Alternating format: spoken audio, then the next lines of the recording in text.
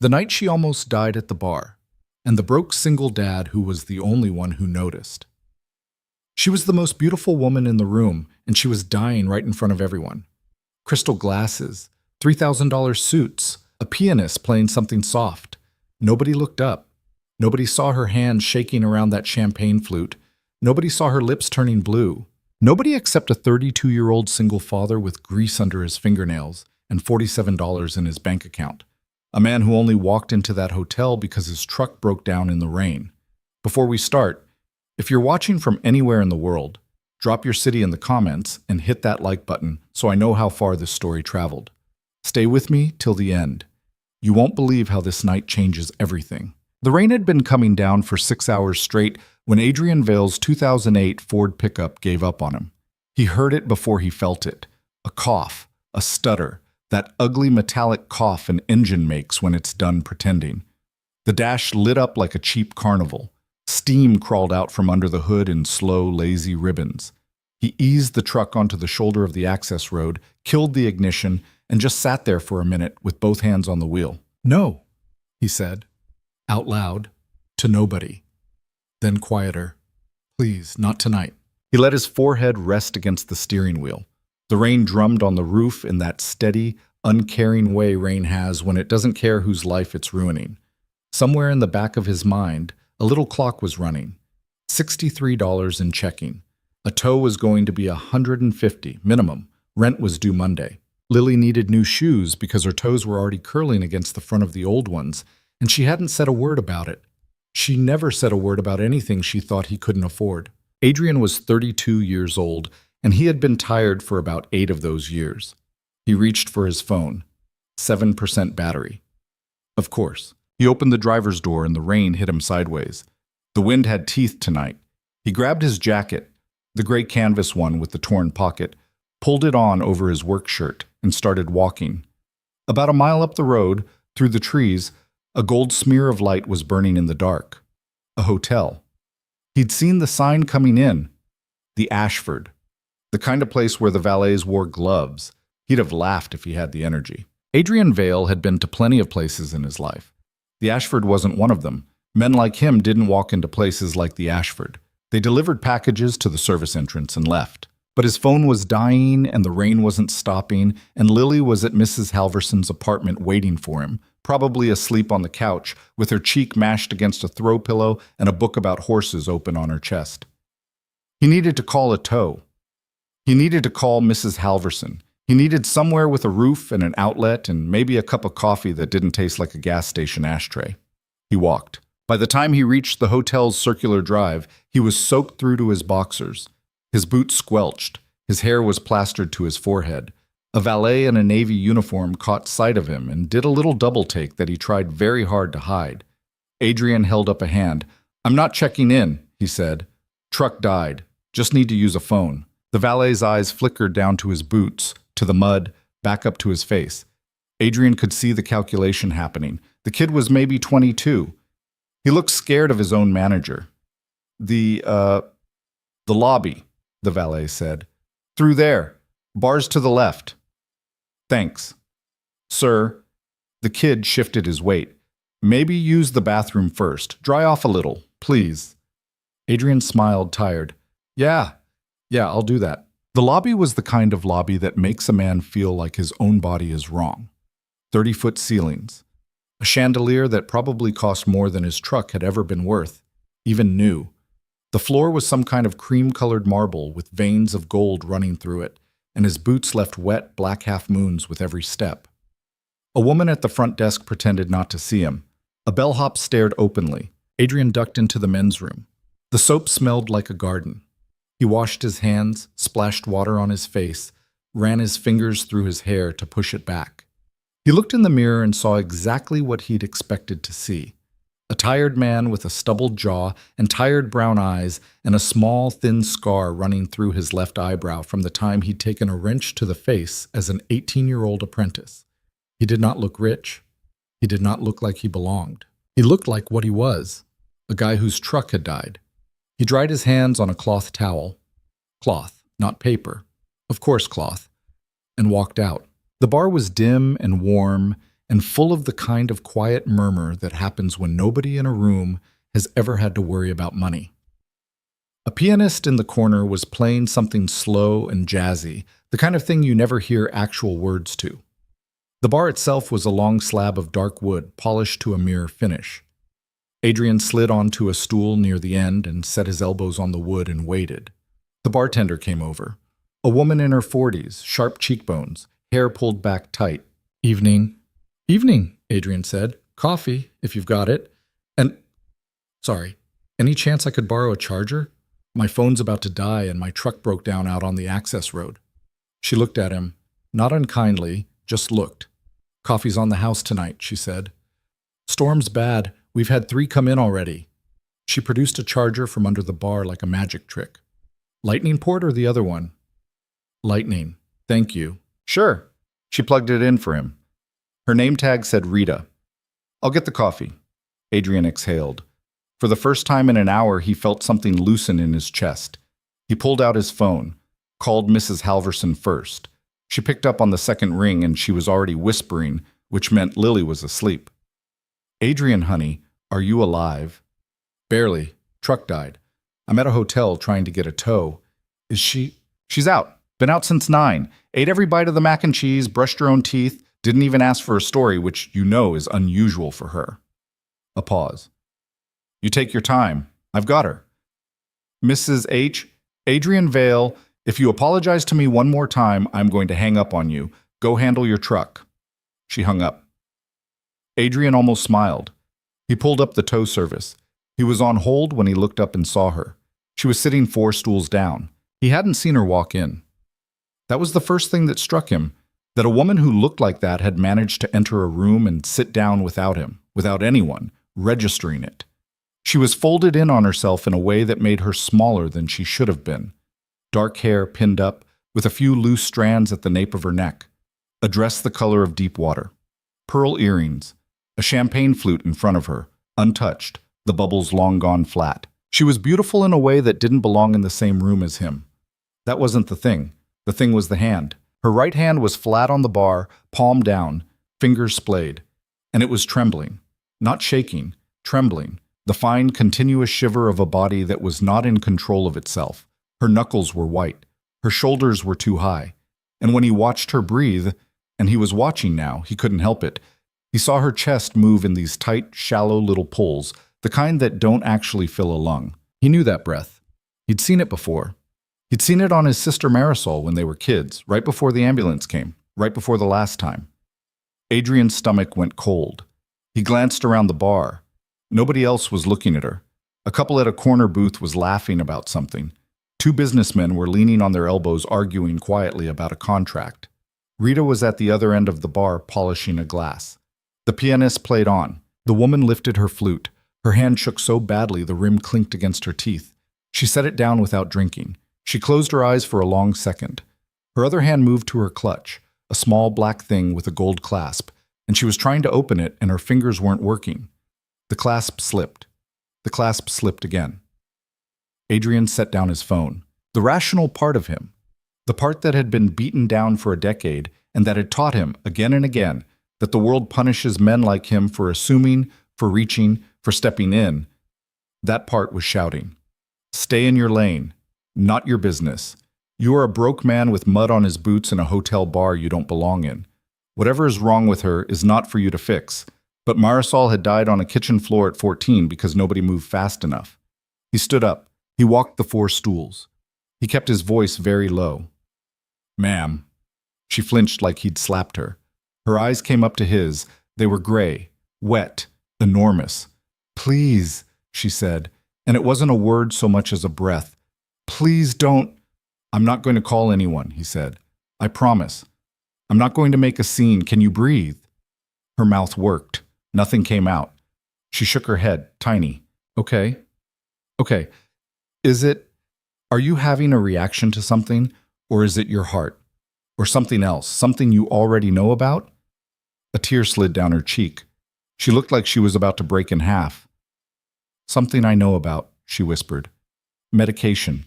In my bag. I can't. My hands." "Can I?" She nodded.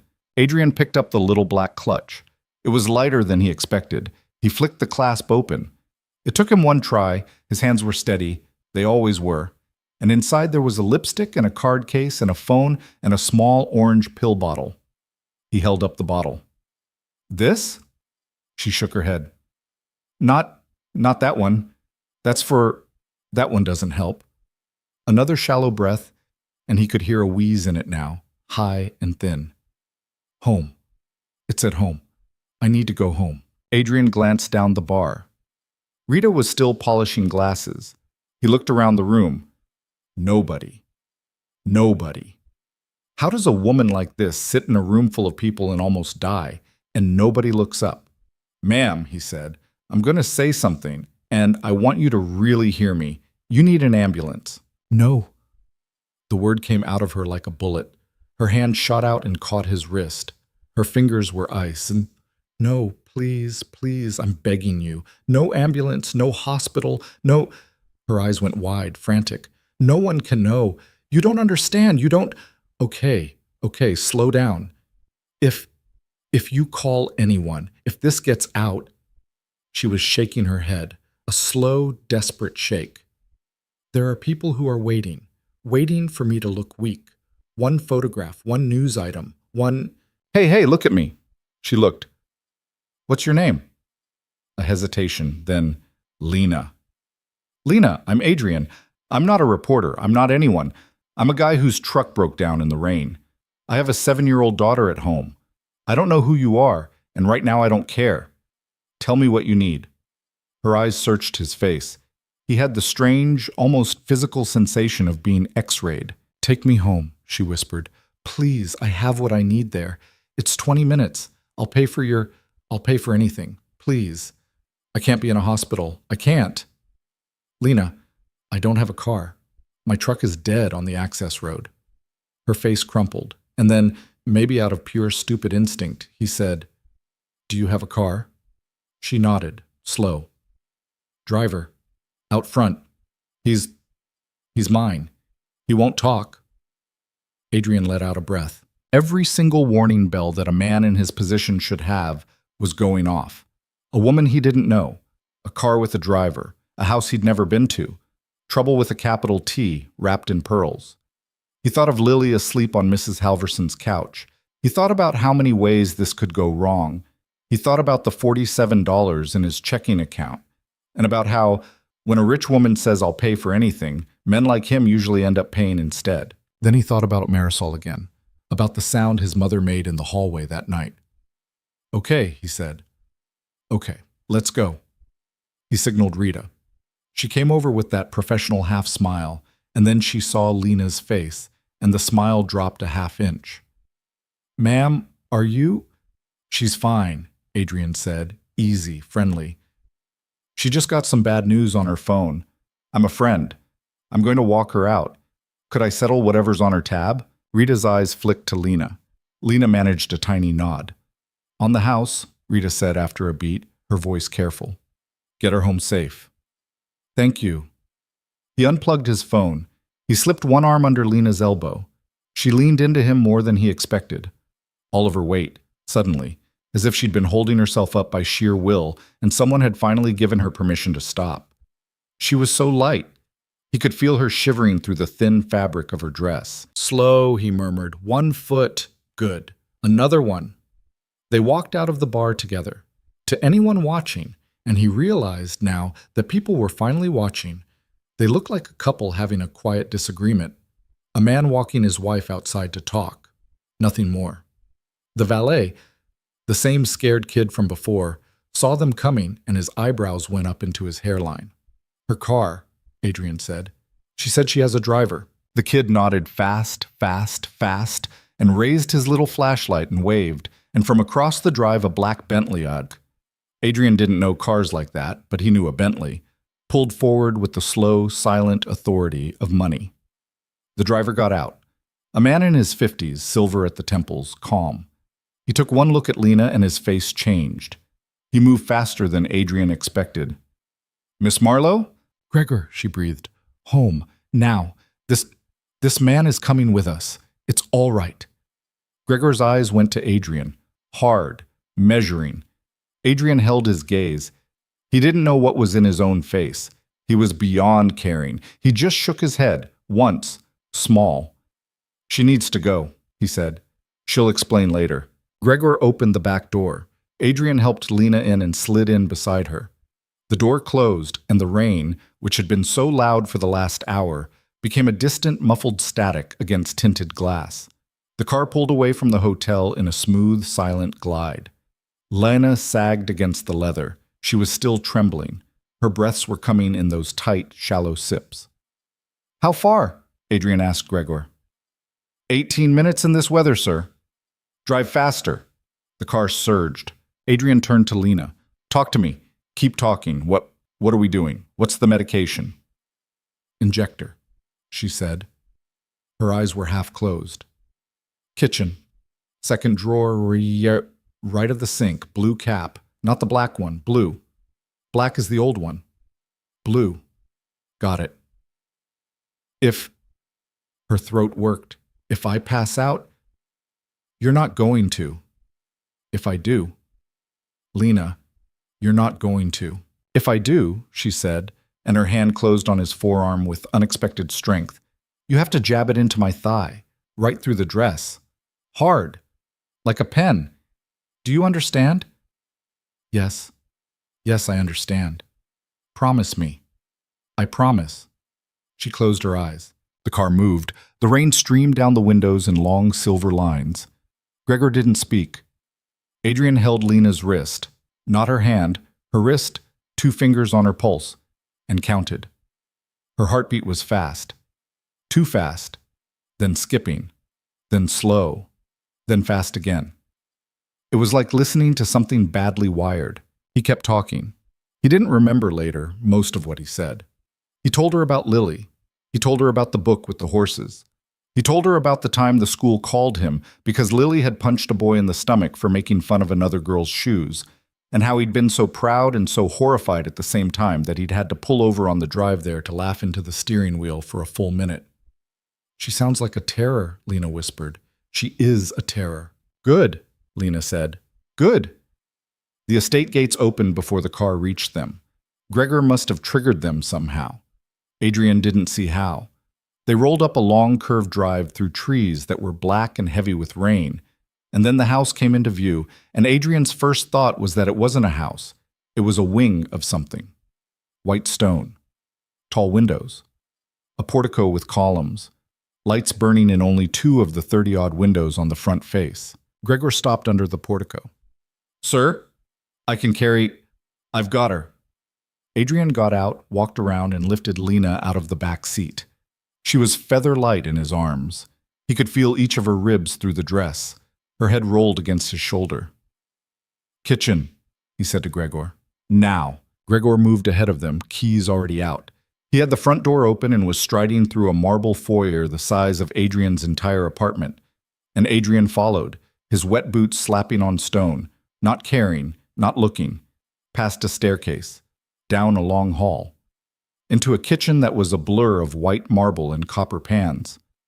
Gregor pointed. "Second drawer." Adrian set Lena down on a low bench built into the wall, her head tipped back against the plaster. Her lips were gray now. Gray. He yanked the drawer open. There were, he counted later, maybe 9 different medical things in there. An inhaler, 2 orange bottles, a small zipped pouch. There. The injector. Fat white pen, blue cap. He grabbed it. "Thigh," Lena murmured. Her eyes were slits. "Through..." "I remember." He knelt in front of her. He pulled the blue cap off with his teeth.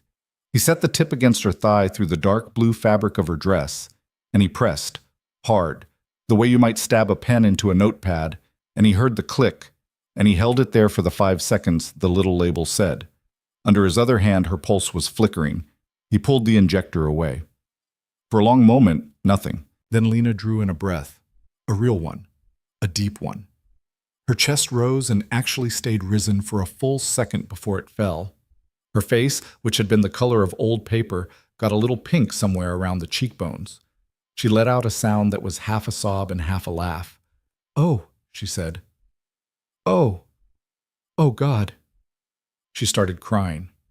Quiet, ragged crying. Adrian sat back on his heels on the kitchen floor, the spent injector in his hand, and realized his own hands were shaking now, just now. Not before. It was always afterwards with him. It had been that way since he was a kid. Gregor was standing by the door. Adrian looked up at him. "She all right?" Gregor asked. "She's breathing." "She told you about the injector?" "Yeah." Gregor's jaw worked. He looked for a moment like a man on the edge of saying something huge. Then he just nodded. "I'll make coffee," he said, and left. Lena was sitting on the bench, crying into her hands. Adrian didn't move. He didn't know what the protocol was for this. Was there a protocol? He doubted it. After a while, she wiped her face with the heel of her hand, smearing makeup, and looked at him. Her eyes were huge and red, and for the first time, fully present. "You don't know who I am," she said. It wasn't a question. "No, ma'am. Don't call me ma'am." "No, Lena." She laughed, wet and weak. "You really don't know. I really don't." She looked at him for a long time, at his wet jacket, at his muddy boots on her white kitchen floor, at his face. "Why did you help me?" Adrian thought about it. He thought about Marisol. He thought about Lily. He thought about how, for the last 5 minutes in the car, he had been so scared he could barely speak, and about how he had kept his voice steady anyway because a frightened woman did not need a frightened man beside her. "Because nobody else was going to," he said. Lena closed her eyes. "Sit with me," she whispered. "Please, just sit for a few minutes. Don't go yet." Adrian thought of Lily, asleep on Mrs. Halverson's couch. He thought of his dead truck on the access road. He thought of the $47 in his bank account and the rent due Monday. He got up off the floor. He crossed to the bench. He sat down next to this strange, beautiful, half-broken woman in her $20 million house, and he leaned his head back against the plaster, and he let himself close his eyes just for a second. Outside, the rain kept falling. Somewhere deep in the house, a grandfather clock chimed the half hour. Gregor, in another room, was quietly grinding coffee beans, and the sound was, strangely, the most ordinary thing Adrian had heard in hours. Lena's hand, cool now, but no longer shaking, found his on the bench between them. She didn't hold it. She just rested her fingers over his knuckles, like a woman laying a hand on a railing to keep from falling. "Adrian," she said very quietly, "I'm in trouble, real trouble, and I don't know who to tell." He turned his head to look at her. Her eyes were closed. Her lashes were wet. "Start anywhere," he said. She didn't start anywhere. Not at first. For a long time, Lena just sat there with her fingers resting over his knuckles, breathing.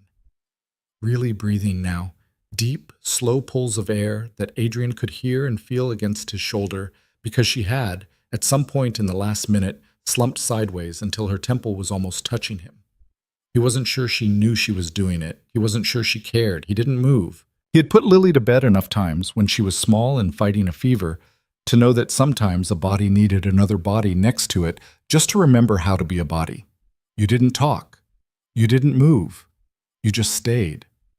So he stayed. The grandfather clock chimed again, 3/4 of the hour. And somewhere out of sight, Gregor was doing something with a porcelain cup, the small clinking sound of a saucer being set down on marble. The kitchen smelled like coffee and rain, and faintly, something floral from Lena's hair. "My father," she said. Her voice came out hoarse. She didn't open her eyes. "My father died 14 months ago, heart attack, at his desk. He was 63 and he ate like a teenage boy, and my mother had been dead for 19 years and nobody told him no, ever, about anything. And he dropped dead holding a coffee cup with my grandmother's initials on it." She paused. "The cup didn't even break. They found him forehead down on a stack of acquisition papers and the coffee cup was still in his hand. Isn't that something?" "I'm sorry," Adrian said. "Everyone says that." "I know. It's a stupid thing to say, but I am." A small, wet laugh. "You say it different." "I've said it a lot." She opened her eyes then. She turned her head just enough to look at him sideways. Her makeup was a disaster. There was a black streak of mascara under her left eye and a smear of lipstick at the corner of her mouth, and her hair had come mostly loose from its pins and was falling around her jaw in dark, damp ribbons. And she looked, Adrian thought, more like a real person than she had an hour ago in the bar. more like somebody you could actually help. Who did you lose? She said. It wasn't a question, exactly. It was a recognition. Adrian breathed out through his nose. He had not expected to talk about Marisol tonight. He had not expected any of this. My sister, he said, when I was 15. How? Asthma. Bad one. Nobody got to her fast enough. My mom was at a second job. My dad was not around. I was in the backyard with headphones on. He stopped. He had not said this out loud in a very long time. The words felt dusty. I came in, and Marisol was on the kitchen floor, and I didn't know what an inhaler was for. Not really. I thought it was like a cough drop. I didn't know you had to. He shook his head. She was 14. Lena was quiet. That's why, she said after a while. Why you came over, at the bar. Yeah. Anybody else might have thought I was drunk. You weren't drunk. No. She almost smiled. I wasn't drunk. Gregor came through the archway then, carrying a small silver tray with 2 cups on it. He set it down on a low table a few feet from the bench, his eyes careful, professional. He did not look at Adrian's muddy boots on the kitchen floor. He did not look at the way Lena was leaning against Adrian's shoulder. He was a man who had made a career out of not seeing. Miss Marlowe, he said. Do you want me to call Dr. Halloran? No. Miss Marlowe? I said no, Gregor. You had an episode. I'm aware of that. Thank you. Gregor's jaw did a small thing that was not quite a clench. Your uncle is going to ask where you were tonight. Lena's whole body tensed beside Adrian. He felt it. Every muscle in her back and her arm and her neck went tight at the same time, like a sheet of paper crumpling in one fast motion, and then she made herself soft again, deliberately, the way a woman makes herself soft in a room full of men who are watching her for cracks. My uncle, she said evenly, can ask. I will tell him I had dinner with Cecilia at the Ashford and I went home early because of the weather. I will tell him I am tired because I have been tired since my father died. I will tell him nothing else, and neither will you. Gregor's eyes went for half a second to Adrian. Neither will you, Lena said again. Gregor, look at me. He looked. This man saved my life. Gregor did not argue. Adrian watched something pass across the older man's face. Grief, maybe, or shame, or the awful, complicated love that a man develops over decades for a family he isn't part of. And then Gregor nodded, one short, formal nod, and said, Yes, Miss Marlowe. Bring a blanket, please, and then go to bed. I'd prefer to stay up. I know, go to bed anyway. He left. Lena reached for the coffee cup with both hands. Her fingers were steady now, but the cup still shook a little against the saucer, and Adrian had the sense that it was more from leftover adrenaline than anything else. She sipped. She closed her eyes. Who's your uncle? Adrian said. My father's younger brother, Terence. She opened her eyes. He has been waiting 14 months to pry the company out of my hands. The company? Marlowe Holdings. Adrian had never heard of it. He said so. You wouldn't have, Lena said, unless you were in shipping or aviation parts or certain kinds of mining or real estate in 3 cities I can think of off the top of my head. We don't make things the public buys at the mall. We make the things those things are made out of, and we move them from the place they're made to the place where other people make them into the things you buy.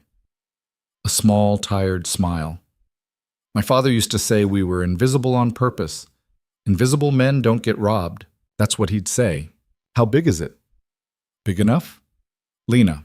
She met his eyes. Publicly, about 2 billion. Privately, because a lot of it is private, closer to 7. Adrian did not react. He had learned, as a younger man, that when rich people said numbers, you did not flinch. Flinching was how they knew you were not one of them. He was not one of them, and they were both aware of that, but flinching was still a small betrayal of his own dignity, so he didn't. And your uncle, he said, thinks a 26-year-old woman shouldn't have been made the sole heir. He's not wrong about the 26-year-old part, necessarily. He's wrong about everything else. She took another sip. My father rewrote his will the year before he died. Cut Terence out almost entirely. Left me the controlling shares, the estate, the foundation, everything. I wasn't supposed to know he'd done that until he died. Neither was Terence. How did your uncle find out? The same way he finds out everything. He pays somebody. She set the cup down. There is a meeting tomorrow morning at 8. A board meeting. My uncle has spent the last 4 months quietly, actually not so quietly anymore, persuading 3 of the 9 board members that I am unfit, that I'm unstable, that the grief has, she gestured vaguely at herself, broken me. He would very much like a vote of no confidence. He would very much like to install himself as acting chair pending a more permanent arrangement. He has been planning this for months, and he picked 8 o'clock tomorrow morning because he knows I have been sleeping 2 hours a night for most of the last year, and he thinks I will come into that room looking exactly the way I looked 40 minutes ago at the Ashford. Adrian absorbed that. Your episode tonight, he said carefully. Yes. Was it an attack? A panic attack so bad I thought I was dying, which isn't, by the way, uncommon. I've been having them since I was 11. I have a condition. Long name, doesn't matter. It's not fatal in the way you're thinking. But when I have an episode this severe, my blood pressure drops, my breathing shuts down, and if nobody gets to me in time with the right injection, my heart does something unhelpful. She paused. I took the wrong medication this afternoon. The old one, not the new one. I was in a rush. It's my own fault. And then I was supposed to meet my cousin Cecilia for dinner at the hotel for moral support, and she canceled 40 minutes before. And I sat there alone because I didn't want to come home, because my uncle has been having dinner at my house 4 nights a week, uninvited for the past month to check on me. And I had that champagne in front of me for show. And the attack hit, and I couldn't even lift my hand to ask for help. Lena, if you had been 5 minutes later, I would be in a hospital right now. If I were in a hospital right now, my uncle would know by midnight, and by 8 o'clock tomorrow morning, he would have a doctor's note and a narrative and probably a photograph from some kind person with a phone camera. And I would walk into that boardroom having already lost. She was shaking, a little, again. Not from the attack. From the saying. Adrian looked at his hands. They were big and blunt, and there was grease permanent under 2 of his fingernails from a water pump he had changed the day before. He had a half-healed cut across his left thumb from a ratchet that slipped. He made $31.50 an hour as a diesel mechanic at a fleet yard on the south side, and he had 2 weeks of vacation a year that he never took because he couldn't afford to take them. He had nothing to say to any of what she'd just told him. It was a world he did not live in. It was a set of problems he could not touch. So he said the only thing he knew how to say. What time do you want me to wake you up? Lena turned her head, slowly, like she hadn't heard him right. What? Tomorrow. The meeting. You said you haven't been sleeping. You need sleep. You need to eat something. You need to walk into that room looking like yourself, not like somebody who almost died in a hotel bar. I can't. He gestured at himself, at his boots, at everything. I can't do any of the things you need to do in that room, but I can make sure you sleep, and I can make sure you eat, and I can drive you there in the morning if Gregor needs a break. What time do you need to be up? Lena stared at him. Something broke across her face. Not a full break. A hairline. A fracture you'd only see if you were sitting 6 inches away, which he was. You don't know me, she said. I know. You're a stranger. Yeah. Adrian. Her voice caught. Why are you still here? He thought about it honestly. He thought about his truck. He thought about Lily. He thought about the fact that he should have been in a tow truck half an hour ago, haggling over the rate. He thought about how easy it would be to stand up, say good luck, walk out of this absurd kitchen and back into his own life, which was small and hard and his. Because when I sat down on that stool at the bar, he said slowly, you were the only person in the room who looked like me. On the inside, scared, tired, holding it together by a thread. Everybody else in that bar they were somewhere else. They weren't in their lives. You were the only one who was in it, and I recognized that. And then your hands were shaking, and then he shrugged, a helpless little shrug. I don't know. I guess I just haven't left yet. She stared at him for a long moment. Then she put her face in her hands and cried again. Not the ragged sob from before. Something smaller, quieter. The kind of crying a person does when they have been holding their shoulders high for so long that somebody telling them it's okay to put them down actually, physically, hurts. Adrian did not touch her. He just sat. He could hear the rain on the windows and the clock in the hall, and very far away, a single dog barking. After a minute, Lena wiped her face with her wrist and looked at him, ruined and beautiful and real. 5:30, she said. 5:30? You asked what time to wake me up. 5:30. I'll need an hour to... She gestured at her face. Put this back together. Adrian glanced at the clock over the stove. It was 11:42. 6 hours, he said. Close enough to 6. Where do I sleep? She blinked. Oh, the house has... Lena, where do I sleep? There's a guest room 2 doors from mine, on the 2nd floor. Gregor's already made it up, I'm sure. He makes beds the way some people pray. A beat. I have to call someone. Who? My daughter's... She stopped. She actually laughed, a short, dry laugh at herself. Your daughter. Sorry. I'm tired. Your daughter. You have a daughter. Lily. She's 7. She's at my neighbor's tonight, Mrs. Halverson. Is she okay there? Can she stay until morning? I can have a car. She's fine. Mrs. H has her on weekends sometimes. She's fine until noon tomorrow. Easy. Call her. Call Mrs. Halverson. Tell her not to worry. It's almost midnight. She'll be up worrying about where you are. Mrs. Halverson does not strike me as a woman who sleeps when a child is in her apartment and the child's father is out in a storm with a dead truck. Adrian looked at Lena. You got her pegged from one sentence, he said. I'm good at reading women who love other people's children. I had a nanny until I was 17. I know what they sound like. She paused. Go call. I'm going to sit here another minute, then I'm going upstairs. Gregor will show you where. Adrian stood, his knees cracked. He had been on the floor and on the bench long enough that his back was stiff. He went out of the kitchen with his phone in his hand, and he found Gregor standing in the hall with a folded wool blanket in his arms, pretending not to have been listening. She's going up, Adrian said. Yes, sir. You can call me Adrian. Yes, sir. Adrian almost smiled. She needs sleep. I'll be in the guest room on the 2nd floor. If she has another episode, you come get me. I'll handle the injection. You don't want to be the one who wakes her up tomorrow if you don't have to be. She's going to be in a mood. Gregor looked at him, really looked. There was something almost grateful in the old man's face, although it was mostly hidden under the professional stillness. Yes, sir. Adrian. Adrian stepped into the hall and called Mrs. Halverson. She picked up on the first ring. He could hear the television in the background. Low, some kind of old movie. Adrian Vale, you tell me right now you are not dead. I'm not dead, Mrs. H. Then where in the hell are you? The tow company called your cell 4 times. Adrian glanced back toward the kitchen. It's a long story. The short version is my truck is still on the access road. Leave it. I'll get it in the morning. I'm going to be out all night. I'm helping someone. Helping someone? Yes. Adrian. Yes.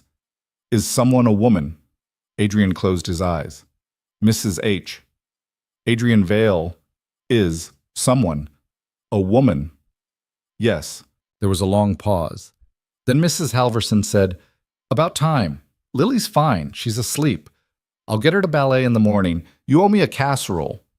I owe you 10 casseroles. I'll take one. Go be useful. Don't be stupid. Don't come home pretending nothing happened. And Adrian, yes. If she's not a nice woman, you get out. She's not. It's not like that, Mrs. H. She's in trouble. That's all. It's not. Mrs. H. Good night, Adrian. She hung up. He stood in the grand, echoing hall of a house that was older than his grandfather, and he breathed out, and he felt something he had not felt in a long time. He wasn't sure what to call it. It wasn't hope. Hope was too big a word for a man in his position. It was closer to alertness. The feeling of a man who has been sleepwalking through his life and who has, for the first time in years, been asked to be awake. He went back into the kitchen. Lena was gone from the bench. She was standing by the window, one hand flat on the glass, looking out at the rain. The wool blanket Gregor had brought was around her shoulders. Her dress was ruined. Her hair was a wreck. She looked, Adrian thought, like a woman who had just remembered she had a spine. Up we go, he said. She turned. You'll really stay. I said I would. People say a lot of things. I try not to be one of them. She walked to him, slow. She stopped about a foot away and looked up into his face. In the harsh overhead light of the kitchen, he could see everything. The red in her eyes, the tiny broken capillary on her left eyelid from crying too hard, the faint mark at the corner of her mouth where she had been biting it. Adrian Vale, she said quietly, tomorrow morning, after that meeting, I'm going to ask you for something. Something big. Bigger than a ride, bigger than a night. And I want you, right now, before you know what it is, to promise me you will hear me out before you say no. Will you do that? He should have said no. Any man with sense would have said no. I'll hear you out, he said. Thank you.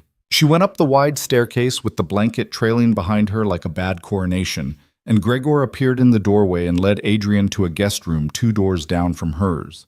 The room was the size of Adrian's entire apartment. There was a robe on the bed. There was a new toothbrush in a small velvet pouch on the nightstand, still sealed. There were, Adrian noticed with something close to amusement, men's pajamas folded at the foot of the bed. Pajamas that were pressed and creased and that were definitely not going to fit him. He ignored the pajamas. He stripped off his wet jacket and his wet shirt and hung them over the back of a chair. He kept his jeans on. He lay down on top of the comforter. He could not bring himself to get in between sheets that night with his body still full of rain, and he closed his eyes. He slept the way a man sleeps when his body has decided that the next adrenaline dump is going to have to wait until daylight. Deep, dreamless, heavy. At 5:27 a.m., he was awake. He didn't know how. There was no alarm. There was no light. It was the training of a man who had raised a child alone since she was 2, who had learned to hear the small sound of a child getting out of bed 3 rooms away. He lay in the dark for 1 minute, orienting. Then he got up. He pulled his shirt back on, which was mostly dry. He splashed water on his face in the absurd marble bathroom and scrubbed his teeth with the new toothbrush. He combed his hair with his fingers. He looked at himself in the mirror, a guy in a damp work shirt about to wake up a billionaire, and he almost laughed, out loud, into the silence of an empty guest room at dawn. He walked the hall to Lena's door. He knocked, once, softly.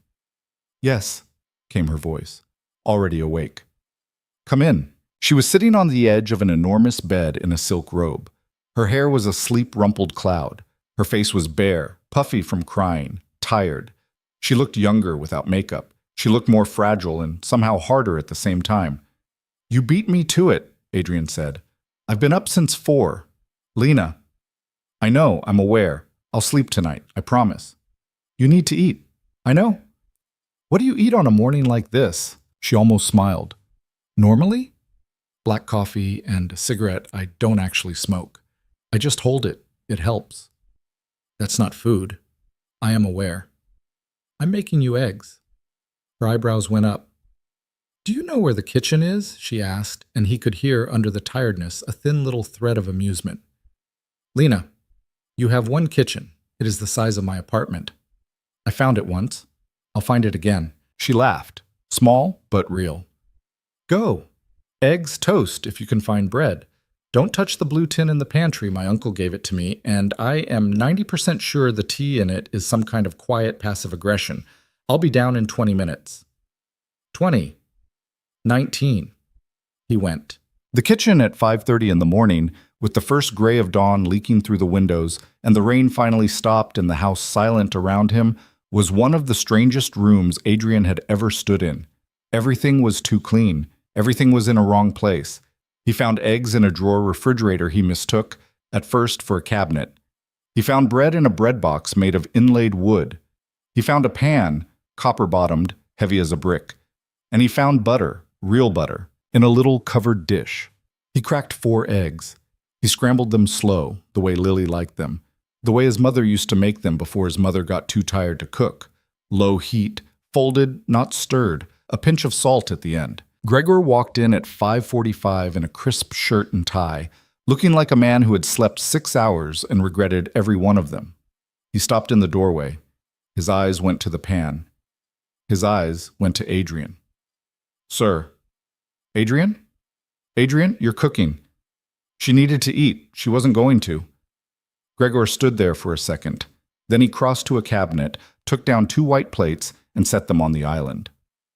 Sourdough's in the left drawer, he said. She likes it dark. Thank you. The blue tin in the pantry? She warned me.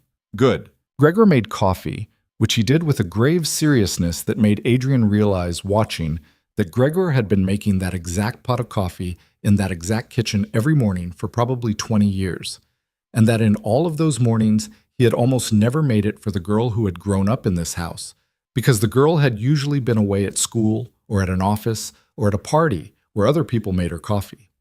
And that made Adrian unreasonably sad for a second. At 6:03, Lena walked into the kitchen.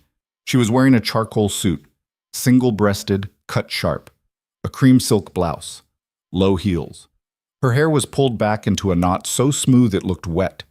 Her face, that ruined, tear-streaked face from 5 hours ago, was gone. In its place was something polished, closed, expensive. Her mouth was a careful, neutral shape. Her eyes had been fixed. The red was still there, under the concealer, but you would have had to know to look. She looked like a woman you did not get in the way of. She looked, Adrian realized, nothing like the woman who had put her hand over his knuckles on the bench. And then she met his eyes across the kitchen, and the mask cracked, just a little, at one corner of her mouth, and she smiled at him, small and private and just for him, and said, "That smells incredible." "Sit," Adrian said. "Eat." She sat. He slid a plate in front of her. She ate. Slowly at first, then faster. He realized she was genuinely hungry, had probably not eaten since yesterday's lunch, had been living on coffee and adrenaline and fear. Gregor poured her coffee. She drank half the cup in one go. "What time is the meeting?" Adrian asked. 8. "Who's driving you?" "Gregor. Anybody there on your side?" She thought about it. She thought about it for a long time, long enough that Adrian put his fork down. "My general counsel," she said finally. "Miriam Okafor. She was my father's. She's with me, but she can't. She's an attorney, not a board member. She can advise. She can't vote." "Who votes?" 9 people. Me, my uncle. 3 he's already got in his pocket. Hollis, Dermot, and Weiss. 1 he's probably got. Beck. 2 swing, Anand and Farrokhzad. And 1 I trust completely, who is 81 years old and has been on our board since before I was born, Joseph Underwood. So if Beck goes his way, that's 5 against you. A majority. Yes. And if you lose Anand or Farrokhzad, that's 6. Yes. And if you walk in looking like you did last night, her jaw tightened. I lose all 3. Adrian leaned against the counter. He rubbed the back of his neck. He was thinking. He was thinking the way he thought when he was under a truck trying to figure out which of 5 things was actually the thing that was broken. Lena. Yes. Don't go in angry. She looked up from her plate. Don't go in tired, he went on. Don't go in scared. Those are all things he's betting on. You know that. But also, don't go in cold. Don't go in with the face you just walked in here with. He gestured at her. That face, the mask, that's the face of a woman who's bracing. Anybody in that room who's been around money long enough will see somebody bracing and they'll assume she's got something to brace against. They'll assume he's right about you. So what do I go in as? Bored. She blinked. Bored, he repeated.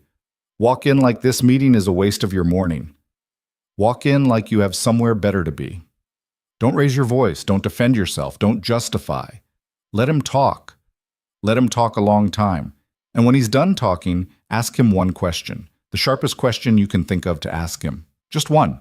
And then sit down and shut up and let the room answer him for you. Lena set her fork down. She started. That's what my foreman does with the owner of our yard when the owner comes in once a quarter with some new insane idea he read on a plane. My foreman has been running that yard for 22 years. The owner has the title. My foreman has the yard. And every 3 months, the owner walks in with a plan to fire somebody, or change the schedule, or buy some software we don't need, and my foreman sits through the whole pitch like it's a weather report. And then he asks one question, and every single time, by the end of the meeting, the owner has walked himself backwards out of the idea. Every single time.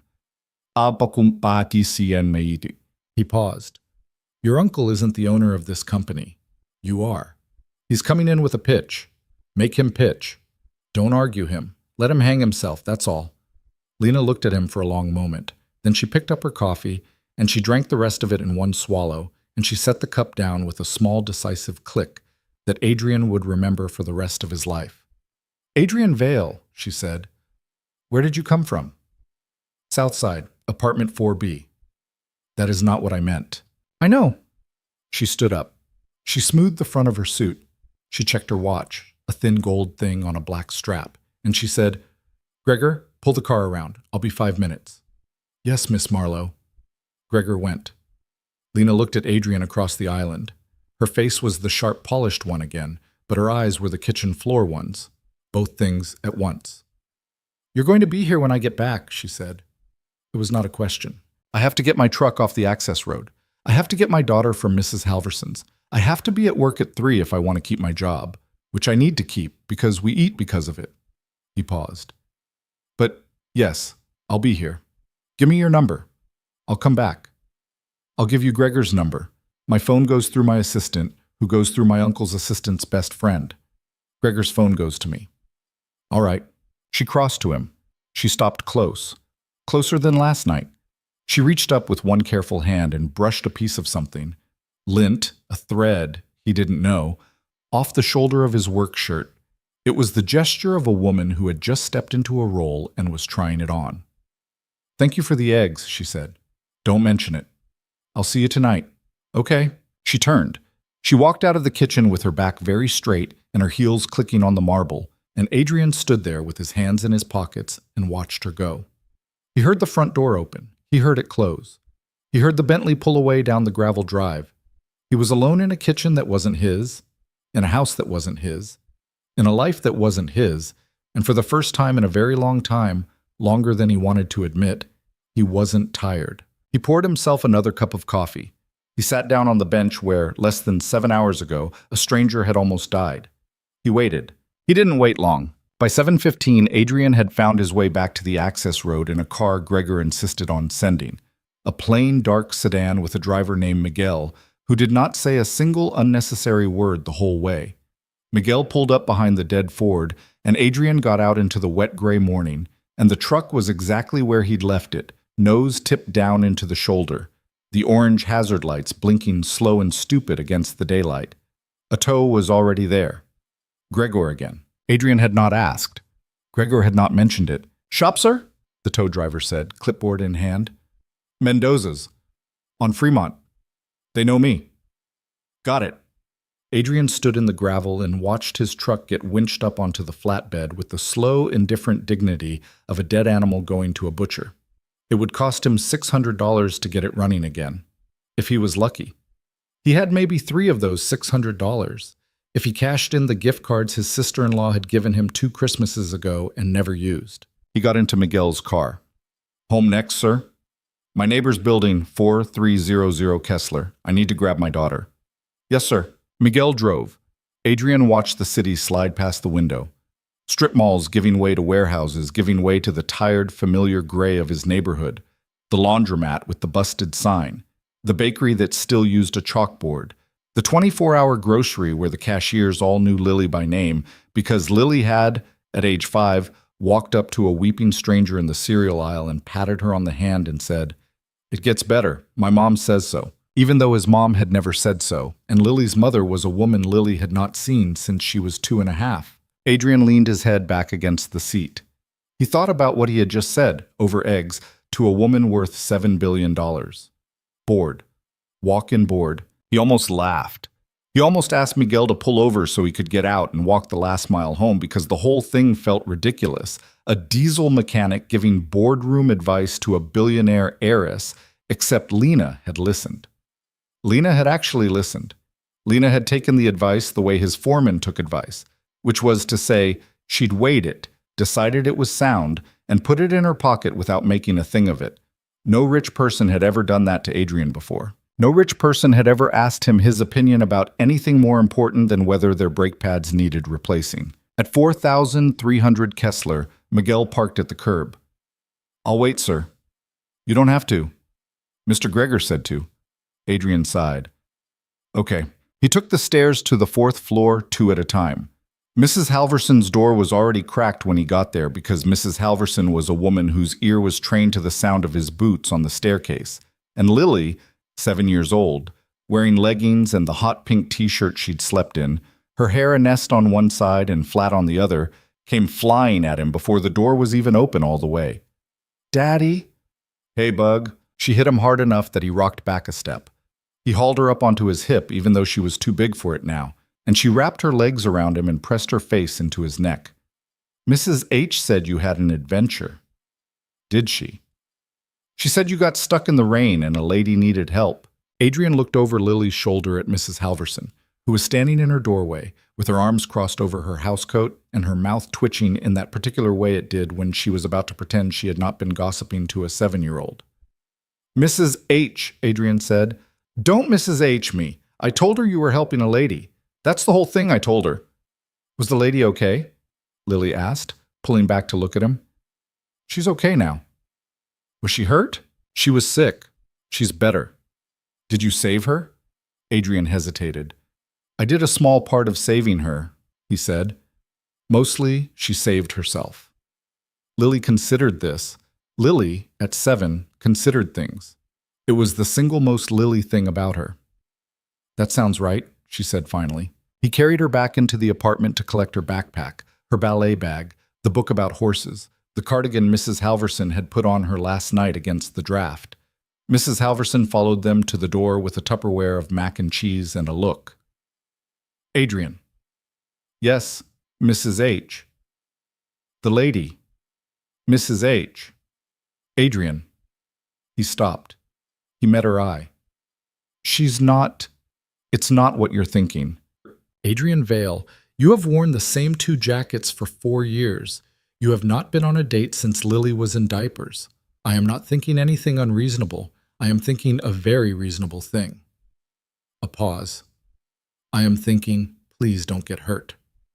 He didn't know what to say to that. He just kissed her cheek. She smelled like lemon cleaner and coffee. She smelled like every good person he had known in his life. "Thank you," he said, and he meant for more than last night.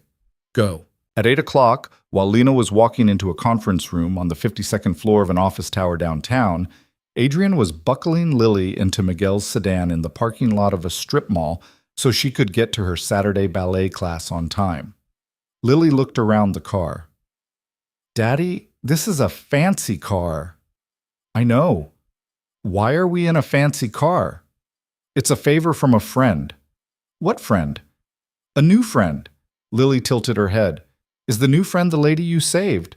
"I didn't save her. I helped her." "Is the new friend the lady you helped?" "Yes." "Okay." She accepted this with the same equanimity with which she accepted everything. The fact that her father worked on engines, the fact that her mother lived somewhere else and didn't call, the fact that they ate a lot of pasta because pasta was cheap, the fact that Mrs. Halverson was basically a grandmother even though she wasn't anybody's grandmother. Lily took the world as it came. It was her great gift. By the time Miguel dropped Lily at ballet, by the time Adrian had watched her skip in through the door in her pink tights, with her bag banging against her small shoulder, Lena was already 32 minutes into the meeting. Adrian was not in that room. He would later hear in pieces how it went. Lena walked into the Marlowe Holdings boardroom at 7:58 a.m. She did not arrive early. She did not arrive late. She arrived exactly when she should have arrived, neither eager nor defiant, and she sat at the head of the long walnut table with her coffee in one hand and her phone face down in the other, and she did not, for the first 6 minutes of her uncle's opening remarks, look at him once. Terrence Marlowe was 57. He had his brother's hairline and his brother's jaw and none of his brother's charm. He opened by thanking everyone for coming on a Saturday. He mentioned twice that the weather had been difficult. He said he had been worried about his niece. He used the word worried 4 times in the first 2 minutes. Lena did not raise her head. She did not nod. She looked to Joseph Underwood at the far end of the table like a woman reading an email. Terrence went on. He brought up the company's performance since Richard's death. He brought up 3 deals that had not closed. He brought up a contract in Sao Paulo that had gone to a competitor. He did not say, out loud, that Lena had been responsible for any of these. He did not need to. He used phrases like during this period of transition, and since the passing, and with leadership distracted, understandably. Every third sentence, he glanced at her. Every time he did, she was still reading her phone. At minute 11, he started on the personal. He brought up the time she had missed a quarterly review to take her dogs to the vet. He brought up the time she had flown to Madrid the weekend before a major regulatory filing, for reasons that remain to me unclear. He brought up, with a gentle sadness so rehearsed Joseph Underwood actually winced, the rumor that she had been in a hotel bar last night, alone, the night before the most consequential meeting of her tenure. Lena did not move. At minute 17, Terence asked for a show of support for a vote of no confidence. Hollis nodded. Dermot coughed. Weiss, who had been staring at his cuticles, folded his hands on the table. Beck didn't move, which Terence took as a nod, and smiled. Anand had her lips pressed thin. Farrokhzad was frowning into his water glass. Joseph Underwood was watching Lena. Terence turned finally to his niece. "Lena," he said, warm as sunlight on stone. "Would you like to respond before we proceed?" Lena looked up. She looked up in a way Joseph Underwood would later describe to his wife, over dinner that night, as the damnedest thing I've ever seen in 30 years of boardrooms. Helen? She just looked up. She did not sigh. She did not smile. She did not flinch. She looked at her uncle the way a person looks at a stranger who has been talking too loudly on an airplane. "Uncle Terence," she said, "before I respond, one question." "Of course. If today's vote succeeds and I step aside as chair pending a permanent arrangement, who have you proposed to the board as interim chair?" Terence blinked. It was only for a half second. Most of the room missed it, but Joseph Underwood caught it, and Anand caught it, and Farrokhzad caught it, because Terence had, in his PowerPoint and his memos and his carefully leaked lunches, never once put that name in writing. "Well," Terence said, "naturally, there are several qualified, one name, Uncle." "Who?" "I would be willing, you." "Naturally, given continuity, you have been quietly calling board members for 4 months to suggest I am unfit. You have chosen this meeting on a Saturday at 8 in the morning. You have not put forward in any written document the name of the person you would install if the vote goes your way. That person is you. Say it." A long silence. "Yes," Terence said. "Thank you." She set down her phone. She folded her hands on the table, the same hands that 12 hours ago had been trembling around a champagne flute so badly the rim had clinked against her teeth, and they were perfectly, absolutely still. "Then I have one more question," she said. "For the board. Not for you. For the board." She turned slowly to the other 8 faces at the table. "How many of you," she said, "were told, privately, in the last 4 months, that my uncle had no personal ambition in this? How many of you were told that he was raising these concerns on behalf of shareholders, on behalf of continuity, on behalf of the memory of my father? How many of you were told, explicitly or implicitly, that he was not interested in the chairmanship himself?" Hollis went gray. Dermot looked at the ceiling. Weiss, very slowly, unfolded his hands. Beck was looking at Terence now with a new expression on his face, which was the expression of a man who had just realized he had been playing a different card game than everyone else at the table. Anand raised her hand about an inch off the walnut. "I was told that," she said quietly. "Thank you, Priya." "So was I," said Farrokhzad. "Joseph," Lena said. 3 times, Joseph Underwood said. "Once by phone, once at the Met Gala, once at your father's memorial service." "I have no interest in the chair, Joe. I'm only worried about the girl." Lena nodded once. "I would like," she said, still mild, still perfectly bored, "to call for a motion, not the one my uncle has proposed. A different one. A motion that we table the vote of no confidence, and that we instead conduct a review, an outside review by counsel not on retainer to any member of this board, of all communications between my uncle and individual board members since the date of my father's death. I think that would be useful. I think that would clarify things." "Second," said Joseph Underwood, so fast it was almost comic. "Third," said Anand. "Fourth," said Farrokhzad. Terence said, "This is absurd." "Uncle Terence, you can't possibly." "Uncle Terence, the motion has been made and seconded. You are chair of this meeting only in the procedural sense that I invited you to open it. I am taking the gavel back. I would prefer to do it politely. Please sit down." He sat down. He did not remember afterward making a decision to sit down. His knees simply did it. Lena took the vote. It passed 7-2. Terrence voted against, and so, out of pure reflexive loyalty, did Weiss, who would spend the rest of the weekend on the phone trying to figure out whether he could change his vote after the fact. He couldn't. At 8:41, Lena Marlowe adjourned her first real board meeting as chair of Marlowe Holdings. She walked out of the room without looking at her uncle. In the hall, with the doors closed behind her, she leaned against the wall for exactly one breath, a long, ragged, visible breath. And then she straightened up again, and she walked to the elevator. And she did not cry until she was alone in the back of the Bentley with the glass partition up and Grigor's eyes carefully fixed on the road ahead. She cried for about 90 seconds.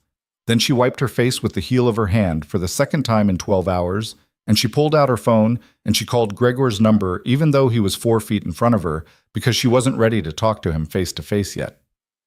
"Miss Marlowe? Gregor?" "Yes." "Is he still at the house?" "Yes, ma'am. He's in the East Garden with his daughter. Miguel dropped them 40 minutes ago. I took the liberty of letting them wait there until you were finished." Mrs. Halverson wrote down everything the little girl can't eat. Lena laughed. It came out a little hysterical. "Of course she did." "Yes, ma'am." "Drive home, please." "Yes, ma'am." She hung up. She closed her eyes. The Bentley hummed south through Saturday traffic, and Lena Marlowe, 26 years old, $2 billion public, $7 billion private, alone in the back seat of a car so quiet she could hear her own heartbeat, found that she was shaking again, but not the way she had shaken last night. This was the shake of a person who had been bracing for a blow for 4 months, and who had, instead, landed one. The Bentley rolled up the gravel drive at 9:22. Adrian was on a stone bench under a pergola in the East Garden. Lily was about 20 feet away from him in the grass, doing a slow, careful cartwheel in her ballet tights, her cardigan on the ground beside her. She had, Lena noted, the exact posture of a 7-year-old who had been told very firmly by her ballet teacher not to cartwheel, and who was doing one anyway in a stranger's garden because the grass was too good not to. Adrian saw the car. He stood up. Lena got out. Gregor, professional to the end, pretended to find something very interesting in the glove box and stayed in the driver's seat. Adrian walked across the garden toward her. He was in the same clothes he'd been in last night, the gray canvas jacket and the work shirt and the jeans, but someone, Gregor, it had to be Gregor, had had his boots cleaned.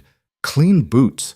It was such a small, ridiculous thing. It nearly made her cry again. They stopped about 4 feet apart.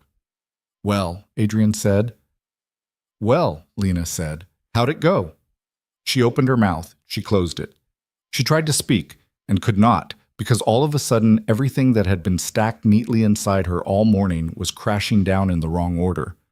Her uncle's face, Joseph Underwood's voice, the feeling of walking into the boardroom in heels and sitting at her father's chair not being afraid for the first time since the funeral. "I won," she said. "Yeah?" "Completely." "Good." "I told him to sit down. In front of the whole board. I told him to sit down. And he..." She swallowed. "He sat down." "Good." "Adrian." "Yes." I didn't do anything. You did. You sat in my kitchen last night and told me to walk in bored."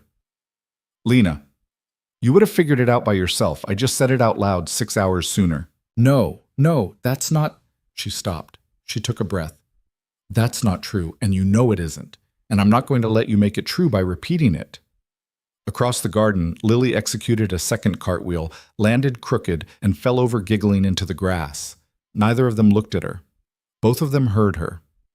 Adrian smiled without quite meaning to. "Who's that?" Lena asked, even though she knew. "That's Lily." "Hi, Lily," Lena called. Lily popped up like a periscope. Her hair had grass in it. "Hi." "Nice cartwheel." "It was a bad one. I have better ones." "Show me." Lily obliged. This one was worse. Lily took it personally and tried a third, which was the worst yet. And then she flopped down on her back in the grass and announced to the sky, "I peaked at 6." Lena started laughing. It was the kind of laugh that had been dammed up behind too many other feelings for too many hours. It came out wrong at first, wet, cracked, and then it settled, and it was a real laugh, low and surprised and a little hoarse. Adrian watched her laugh. He had not seen her laugh, he realized. Not really. He had seen her smile last night at the kitchen island, and he had seen her cry 3 times, and he had seen her put on armor at dawn, and he had seen the thin, amused threat of her on the phone, but he had not seen her laugh. It did something to her face he was not ready for. He looked away. "Lily, Bug," he called. "Come meet Miss Marlowe." Lily rolled up into a sitting position and stood and came over with the grass still in her hair. Lena crouched down, which was not something she did for adults, and which was what she had always done for children since she was a child herself. "Hi," Lena said. "Hi, you have a big yard." "I do. Do you like it?" "I love it. Daddy said I couldn't do cartwheels on the driveway because of the gravel." "Daddy was right. Daddy usually is," Lena smiled. "Do you always call him Daddy?" "When I want something. Otherwise, I call him Adrian." "Lily," Adrian said. "It's true." Lena laughed again, the second real laugh in 5 minutes, and stood up. She brushed her knees even though they were clean. She looked at Adrian over Lily's head. "I need to talk to you," she said.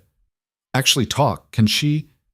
Mrs. H packed her a book and 2 snacks. "She can sit on that bench over there and read for 20 minutes. Can't you, Bug?" "What book?" "Horses." "Fine." Lily took the book from Adrian's bag and walked to a bench a polite distance away and sat down, and Adrian noted positioned herself so she could not quite hear them, but could absolutely still see them, because Lily was an observer and always had been. Lena and Adrian walked slowly down a crushed stone path between boxwood hedges. "Last night," Lena said, "before I went upstairs, I told you I was going to ask you for something, after the meeting, something big." "You did. I'm going to ask now." "Okay?" She stopped walking. "I want to hire you," she said.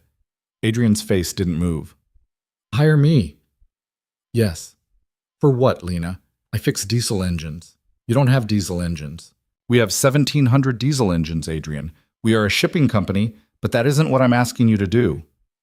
She took a breath. "My uncle didn't lose today. He got bloodied today. That is not the same thing. He has 2 more moves. He has 3 more moves. He has 20 years of relationships with people in every department of that company, and he is, as of about 45 minutes ago, a wounded animal. I have, on my side, a 78-year-old general counsel and an 81-year-old swing vote and a driver. I have no one in my life whose only allegiance is to me. Not a single person. Every single person who works for me also worked for my father. And that is wonderful, except that some of them worked for my uncle before they worked for my father, and I do not know in any given week which of them is which." "Lena, I'm not asking you to be a bodyguard. I'm not asking you to be a spy. I'm asking you to come and work for me, directly for me. Not on an org chart, not in a department, just near me, with a real title, with real compensation, for 6 months. To start. Longer if we both want it. To be the one person in the room whose only loyalty is to me because he owes nothing to anyone else in the building." Adrian stared at her. "Lena, I am a diesel mechanic. You are a mechanic, and you are also a man who, without any context, told me to walk into a hostile boardroom bored. You are a man who handled an injector last night faster than my own doctor has ever handled one. You are a man who, when you walked into a hotel bar, was the only person in the room who saw me. I am not hiring you to be a CEO. I am hiring you to be," she waved a hand, frustrated, "the other person, the one who sees the room, the one whose reaction I can trust because he does not want my job. Lena, I don't know anything about your world. That's the point. The people in my world miss things because they are too afraid of me or of my uncle or of losing their own place. You will miss different things, better things. I have a daughter. I know. I'm not going to move her. I'm not going to uproot her for 6 months of a job I don't understand with a stranger I've known for 12 hours. I'm not asking you to move." "Lena." "Adrian." She was very still. "You drive her to school. You pick her up. You keep the life she has. I am offering you a salary that means you don't have to work a second job, a second shift, a 6th day. I am offering you benefits, real benefits. The kind that mean you take her to the good dentist, not the one with the painted smile faces on the ceiling. I am offering you a car that works. I am offering you for 6 months, The choice to see if this is something you want and if this is something I want. And at the end of those 6 months, if either of us says no, you walk back into your old life with a bank account that gives Lily options she doesn't currently have. That is it. That is the offer. Adrian was quiet for a long time. He was not thinking about money. He was surprisingly not thinking about money. He was thinking about this morning, the $47, the shoes Lily needed, the grease under his fingernails. He was thinking about Marisol. He was thinking about the way Lena had looked at him last night on the bench, after the injection, when her face had cracked open and she had said, "Why are you still here?" He was also thinking, and this was the part he did not want to admit, about the way his chest had not felt tired this morning for the first time in a very long time. "What's the title?" he asked. "Whatever you want. Chief of Staff to the Chair, Special Advisor. I don't care. Pick." "I can't pick. I don't know what those mean." "Then let Miriam pick. My counsel. She'll pick the one that makes sense to HR." "What's the salary?"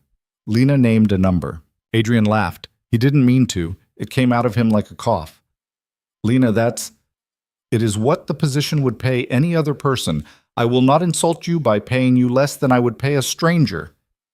That is more money than my entire building makes in a year. That is more money than I have seen in my life. I know."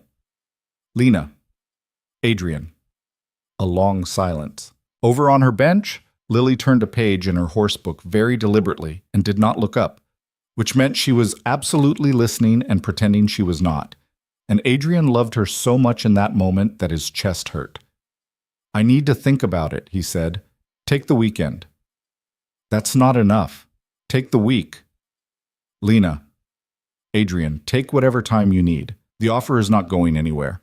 I'm not going anywhere." He looked at her. She was standing in her charcoal suit in the morning light, with her hair coming a little loose from its knot and her makeup worn down at the edges by a good cry in a Bentley, and she looked like a woman who had just won something and who was, already, thinking about the next thing she had to win. She looked like a woman who did not have anybody. She really, really did not. "Lena," he said, "can I ask you something?" "Anything. Is there any part of this, any small part, where what you're actually asking me for is—" He struggled. He was not a man who had the words for this. "A friend, that you're just lonely, and you met somebody last night, and you don't want him to disappear. And the job is the only way you know how to keep a person in your life." Lena's face did a complicated thing. She did not look away. She did not get angry. She did not pretend. "Yes," she said simply. "A small part. Oh, maybe more than small. I don't know. I haven't had a person in a long time, Adrian. My father was it. My cousin loves me, but my cousin is also a person who cancels dinner 40 minutes before because her trainer had a cancellation. You are the only person I have met in 14 months who has asked me a question that wasn't about money.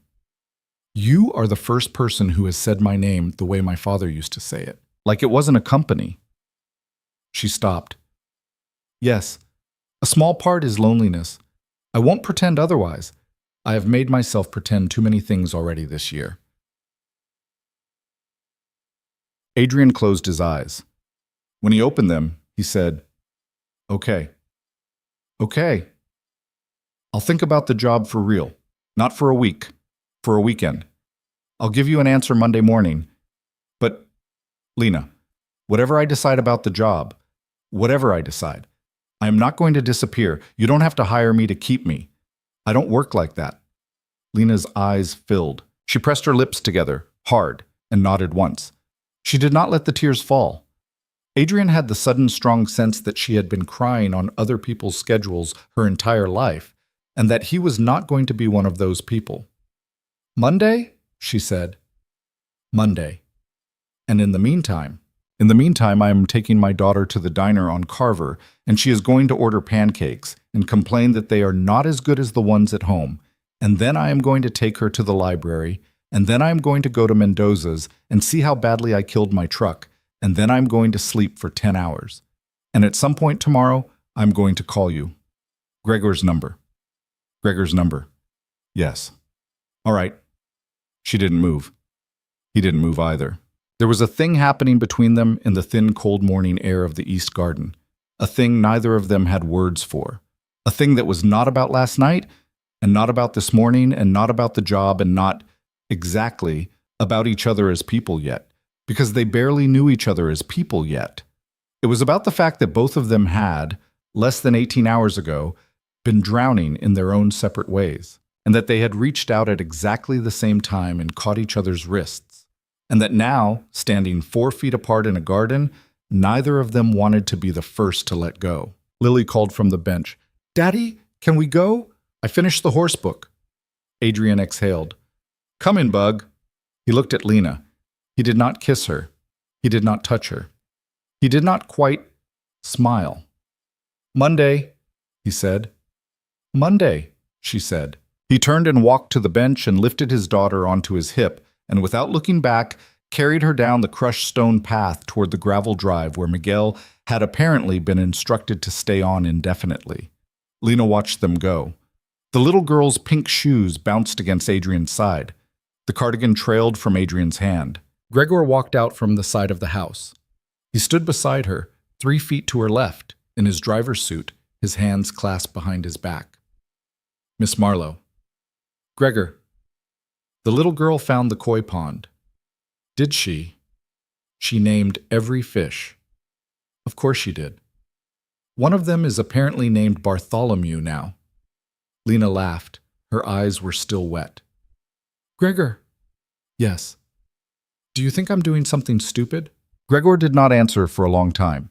He was a man who had spent 31 years not answering questions like that, because he understood, the way old servants understand, that the question was almost never about the thing it was about. "Miss Marlowe," he said finally, "your father used to say that the only mistake in business he ever regretted was not trusting his gut the first time he got told to trust it. I don't know if you are doing something stupid. I know you look, standing here, more like yourself than you have looked since the funeral. Take from that whatever you want." Lena looked at him sideways. "Gregor?" "Yes." "I think I might be doing something stupid." "Yes, ma'am." "I think I might do it anyway." "Yes, ma'am." She watched the sedan pull out of the drive with Adrian and Lily in the back seat, and she stood in the gravel until the sound of the tires on the stone faded into the general Saturday hum of the world beyond her gates.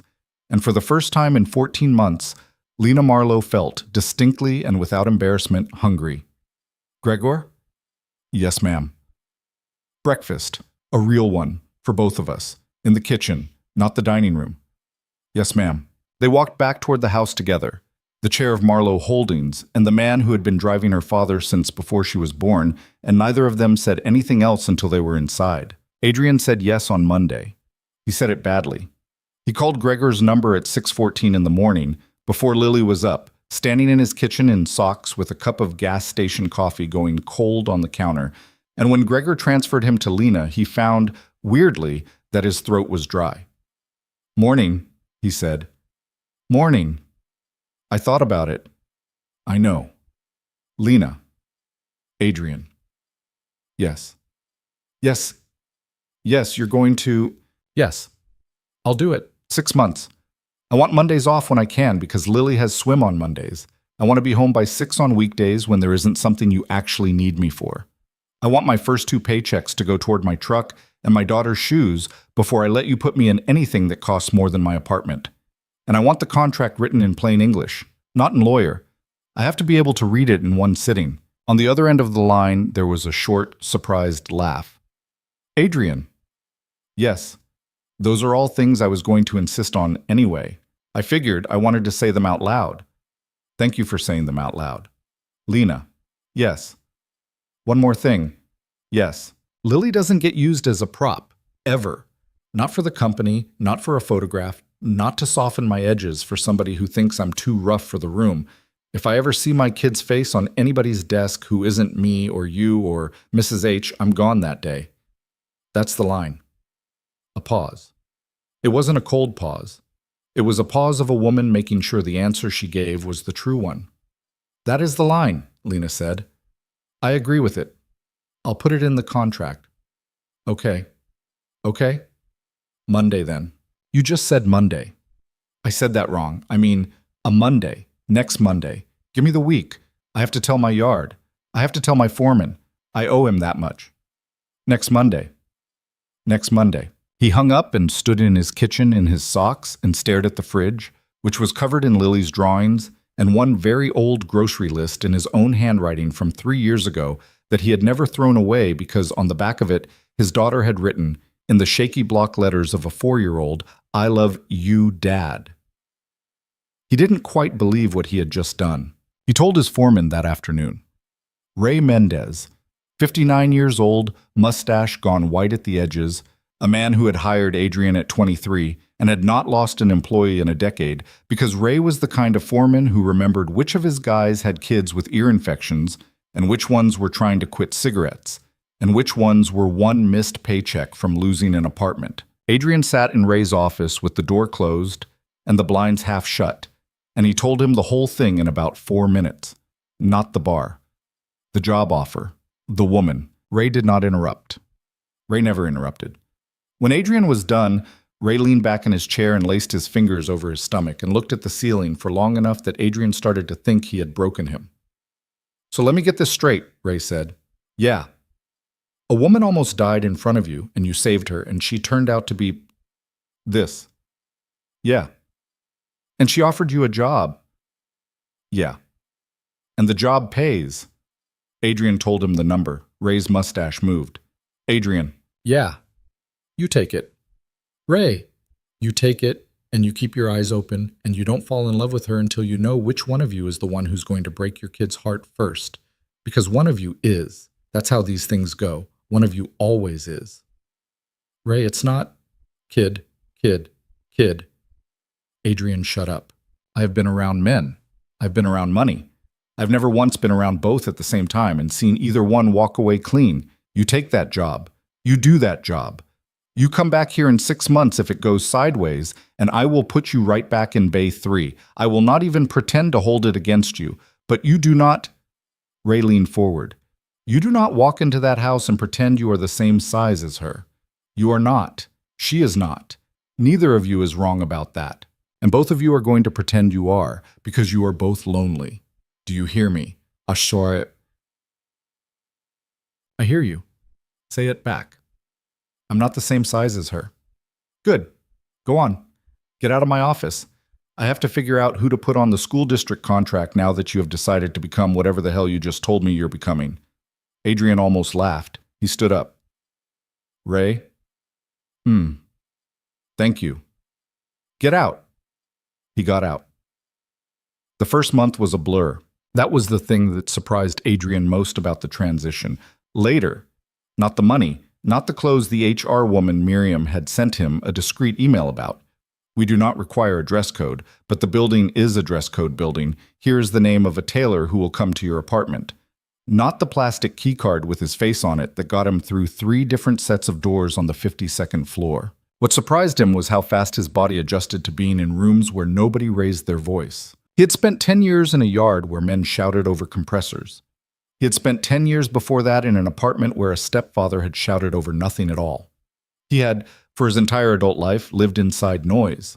And then on a Tuesday in his second week, he walked into a conference room on the 52nd floor where 7 people were negotiating the end of a $60 million contract, and not one of them lifted a voice above conversational. And he realized that the whole time he had been sitting in that room, he had been waiting for someone to yell, and no one was going to, and his shoulders came down an inch. He thought about that a lot the first month. Lena introduced him to the company as chief of staff.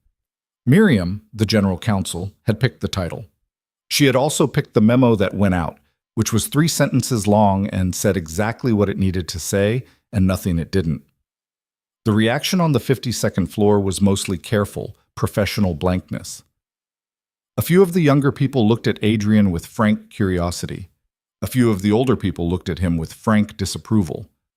Terrence Marlowe, who had been quietly informed that he would no longer be attending board meetings pending the outcome of an independent review, did not look at Adrian at all. He had not been back to the building in 2 weeks.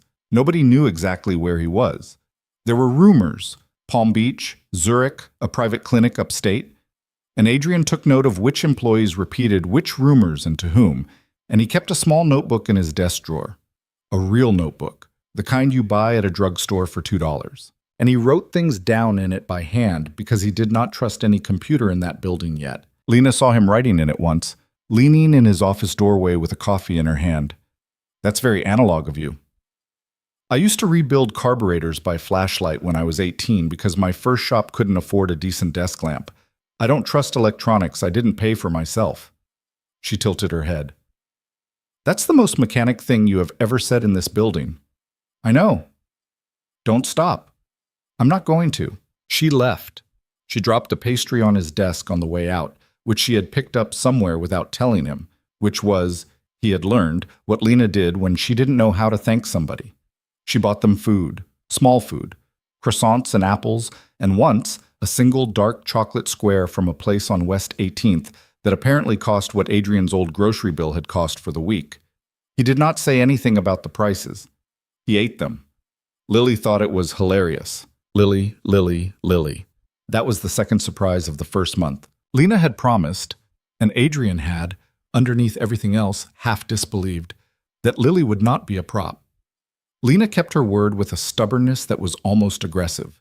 When the gossip columnists got hold of the fact that Marlowe Holdings had a new chief of staff with a working-class background and a 7-year-old daughter, a situation some of them framed as unusual and some of them framed as suspicious, Lena's press office issued exactly 0 statements. When a long-lens photograph ran in a tabloid of Adrian picking Lily up from ballet in an unmarked car, a photograph Adrian had not seen coming, and that made him genuinely angry for a day, Lena did not respond. But 2 days later, the Photographer's Magazine lost a standing luxury account it had been counting on for its spring issue. Nobody could prove a connection. Nobody needed to. Lena, Adrian, the magazine thing. Did you do the magazine thing? I have no idea what you are talking about. Lena, Adrian Vale. She was standing by her office window looking out over the city, and she did not turn around. I said she was not a prop. I meant it. I mean it. I will continue to mean it. I did not do anything that had my name on it. I made a phone call to a friend who was already thinking about canceling the account. That is the most I will say. Please do not ask me to say more. I am not very good at this yet. I'm learning how to be protective of somebody else's child without being theatrical about it. Give me a little room. He looked at her back for a long moment. Okay, he said. Thank you. Lena. Yes. I'm not mad. I know. I wanted to be mad. I tried. I know. The third surprise was that he was actually good at the job, not at the parts of it that came with the title, the emails, the memos, the sitting quietly in the back of other people's meetings.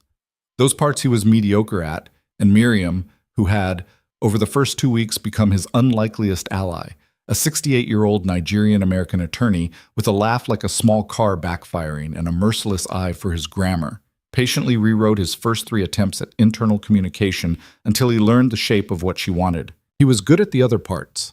He was good at walking the floors. That was how he thought of it, walking the floors.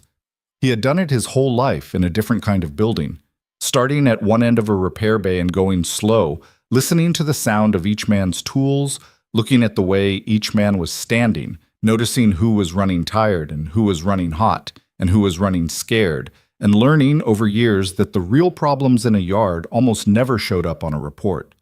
The real problems showed up in the way a guy was drinking his coffee. The 52nd floor of Marlowe Holdings was a repair bay with better lighting. Adrian started in the second week. He took his coffee and he walked. Not with a clipboard, not with a purpose anyone could name. He'd stop at desks. He'd sit on the corner of them. He'd ask people what they did. Real questions, not show questions. What happens if this goes wrong? Who tells you when it's broken? Who do you report it to? Does that person actually fix it? He was, more than half the time, asking about systems he did not understand. Contracts, logistics, regulatory filings, a whole world of paper that existed to move other paper in a pattern that moved money. He did not pretend to understand. He just kept asking. On the 4th day of walking, a logistics coordinator named Delia Park, 34, frank, tired, 2 kids at home, married to a public school teacher, told him in a low voice that there was a routing pattern in their Sao Paulo deal that had been changed 6 months before Richard Marlowe's death. and changed again 2 weeks after it, and that she had flagged it in writing, twice, to her director, and that her director had both times asked her to delete the flag from the file. I didn't delete the email, she said. Smart. I also didn't delete the flag from the file. I just moved it to a folder nobody looks in. Smarter. Mr. Vale, look, Adrian. Adrian? She closed her eyes. I don't know what you do here exactly. I don't know what your title means, but I have been keeping that folder since April, and I have been sitting on it because I am a single income in a one-income household, and I have 2 little boys, and I could not afford to be the woman who made noise about a routing pattern. If you are who I think you are, if you are actually the person I can tell this to, then I'm telling you. And if I am wrong, please tell me before I go home tonight, because I would like to have a quiet weekend. Janusz Basipasinkowski. Adrian looked at her. Delia. Yes. Do not touch the folder. Do not email me about the folder. Do not write the folder down. Tomorrow morning at 8:15 you are going to come to my office. You are going to close the door. You are going to tell me what's in the folder, out loud. I'm going to bring Miriam in by phone. That is all that's going to happen tomorrow, okay? Okay. And Delia. Yes. I don't know yet if I am who you think I am. I'm going to try to be. That's the best I can tell you tonight. She nodded, twice. And then she got up and walked away fast because she didn't want him to see that her eyes had gone wet. The folder was not, as it turned out, nothing. The folder was not everything either. That was the thing Adrian had to learn in his first month. That in a company the size of Marlowe Holdings, almost nothing was ever one clean thing. The Sao Paulo routing pattern was a piece of a pattern that ran across 4 countries and 3 subsidiaries.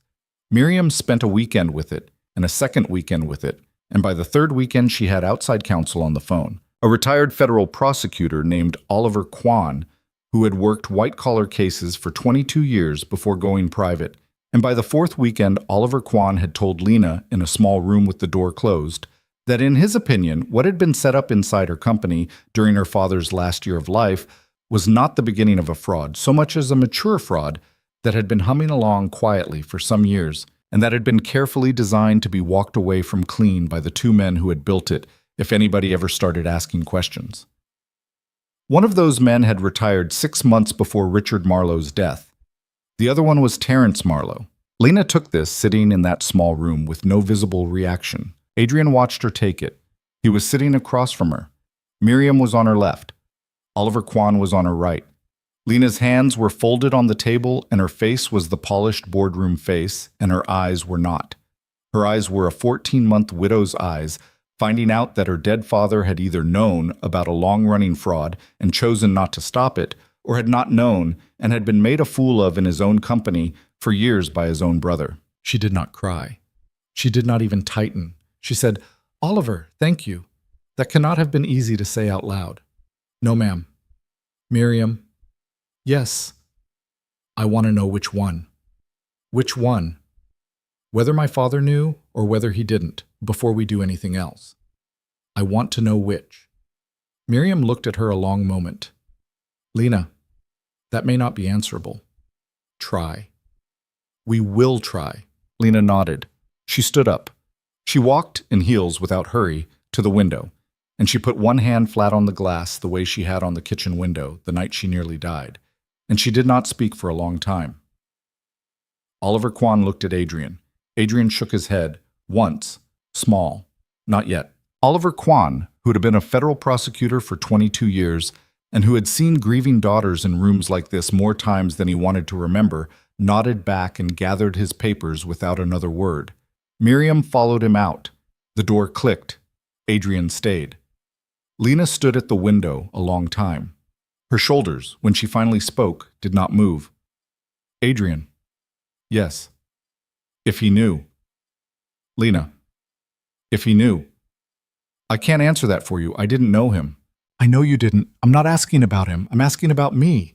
If he knew. If my father knew, and he let it keep happening, and he rewrote his will and left it all to me because he knew his brother was bad, and he wanted somebody who would burn it down, then my father used me. He used me as his last move. He let me walk in blind so I would do what he couldn't bring himself to do while he was alive. Maybe. Don't Maybe. Me. Lena. Maybe. I don't know. He might have used you. He might have loved you and also used you. Those can both be true. People are like that. Fathers, especially. She put her forehead against the glass. My father, she said quietly, used to take me to the rooftop of our building on summer nights when I was very small, and we would sit on a blanket and he would point at airplanes and make up stories about where the people inside them were going. He used to tell me that every light in the sky was somebody going home to somebody. I was 4. I believed him. He was a liar. He was a rich, powerful, generous liar. And I loved him, and I still love him. And I am going to destroy everything he and his brother built together if it turns out he knew. Am I a bad person for saying that out loud? About this? No? Adrian? You are not a bad person, Lena. She turned around. Her face was dry, but her voice cracked at the edges. Sit with me a minute. Yeah. They sat on the edge of the conference table, shoulders almost touching. Not quite. Outside the window, the city kept moving, cabs, lights, everybody in their own small lit square. Adrian. Yes? Do you like this job? I don't know yet. Honest answer. I don't know yet. I like some of it. I like Delia. I like Miriam. I like Gregor, who I think may actually be a saint. I don't like a lot of the other people here because most of them have been lying to at least one of you for a long time. I like being able to pay for Lily's swim lessons without math. I don't like the clothes. I don't like the elevator. I don't like the fact that my own daughter, when I come home in this suit, keeps asking if I am going to a wedding. Lena made a small sound that was somewhere between a laugh and a sob. She's not wrong. She is a weirdly accurate child. Adrian. Yes. I have fallen in love with your daughter. It was not said the way some people said things like that, with a big performance around them. It was said the way a person says the weather is changing. He was quiet for a moment. I figured, he said. You figured. She told me on Tuesday that Miss Marlowe reads Misty of Chincoteague in the right voice. That's not a small thing from her. She does not say that about adults. She said that about her second-grade teacher and nobody else, in the entire year. Lena smiled a little, watery. She corrects my pronunciation of the horses' names. She's been corrected about horses' names by approximately 2 grown adults in her life. One of them is a librarian. The other one is now apparently you. Adrian. Yes. I know what you told me about the line, about her not being used. I remember the line. I am not crossing the line.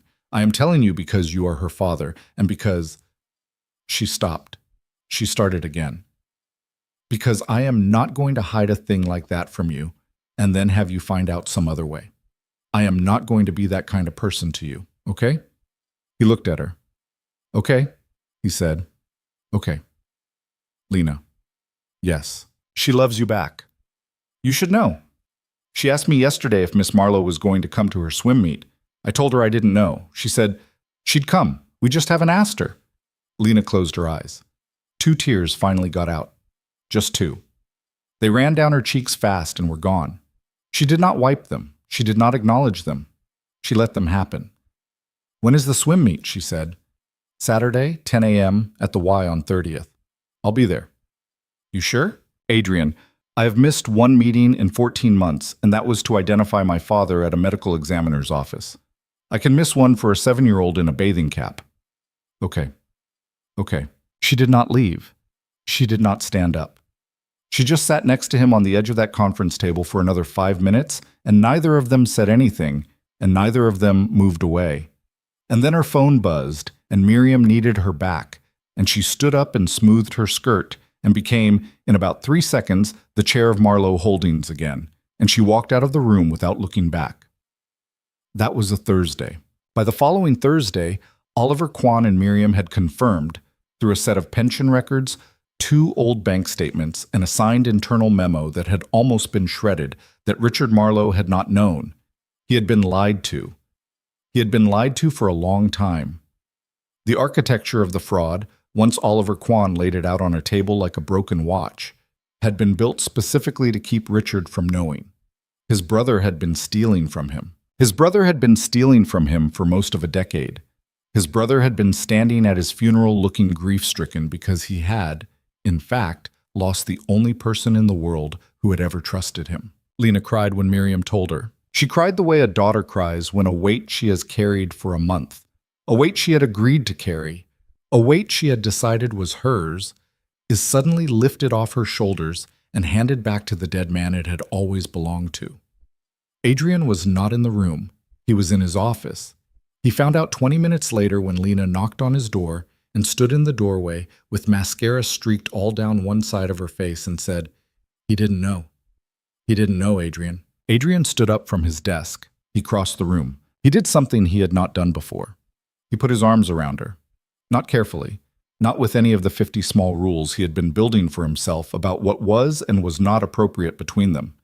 He just put his arms around her and held her. She put her face against his collarbone and cried, real crying, the kind that had been stored up since a funeral 14 months ago. And Adrian stood there in his office in a suit he had not picked out, and he held her. And over her shoulder, through his open door, he saw Delia Park glance up from her desk across the floor, and then, with impeccable professional tact, look immediately back down at her screen. "Okay," he said quietly into Lena's hair. "Okay. Okay." "He didn't know. I heard you. My dad didn't know." I know, Lena." He held her until she stopped shaking, and then he stepped back very gently, and he closed his office door so no one else would see her like that. And he handed her a box of tissues from his desk and the apple Lily had packed him that morning, because Lily had, weirdly, insisted he needed an apple today. And Lena sat in the chair across from his desk, and she bit into Lily's apple and she laughed, finally, small and ragged, and she said, "She packed you the good apple." "I know." "Adrian, I have to tell your daughter she was right. She doesn't know she was right about anything. I have to tell her anyway. Okay?" "Okay." By the end of that week, Terrence Marlowe had been quietly served, in a private lobby of a hotel in Zurich, by a man Oliver Kwan had used twice before for jobs exactly like that one. By the end of the next week, Terrence had retained his own counsel and returned under careful conditions to the country. By the end of the month after that, 3 of the 9 board seats had quietly turned over.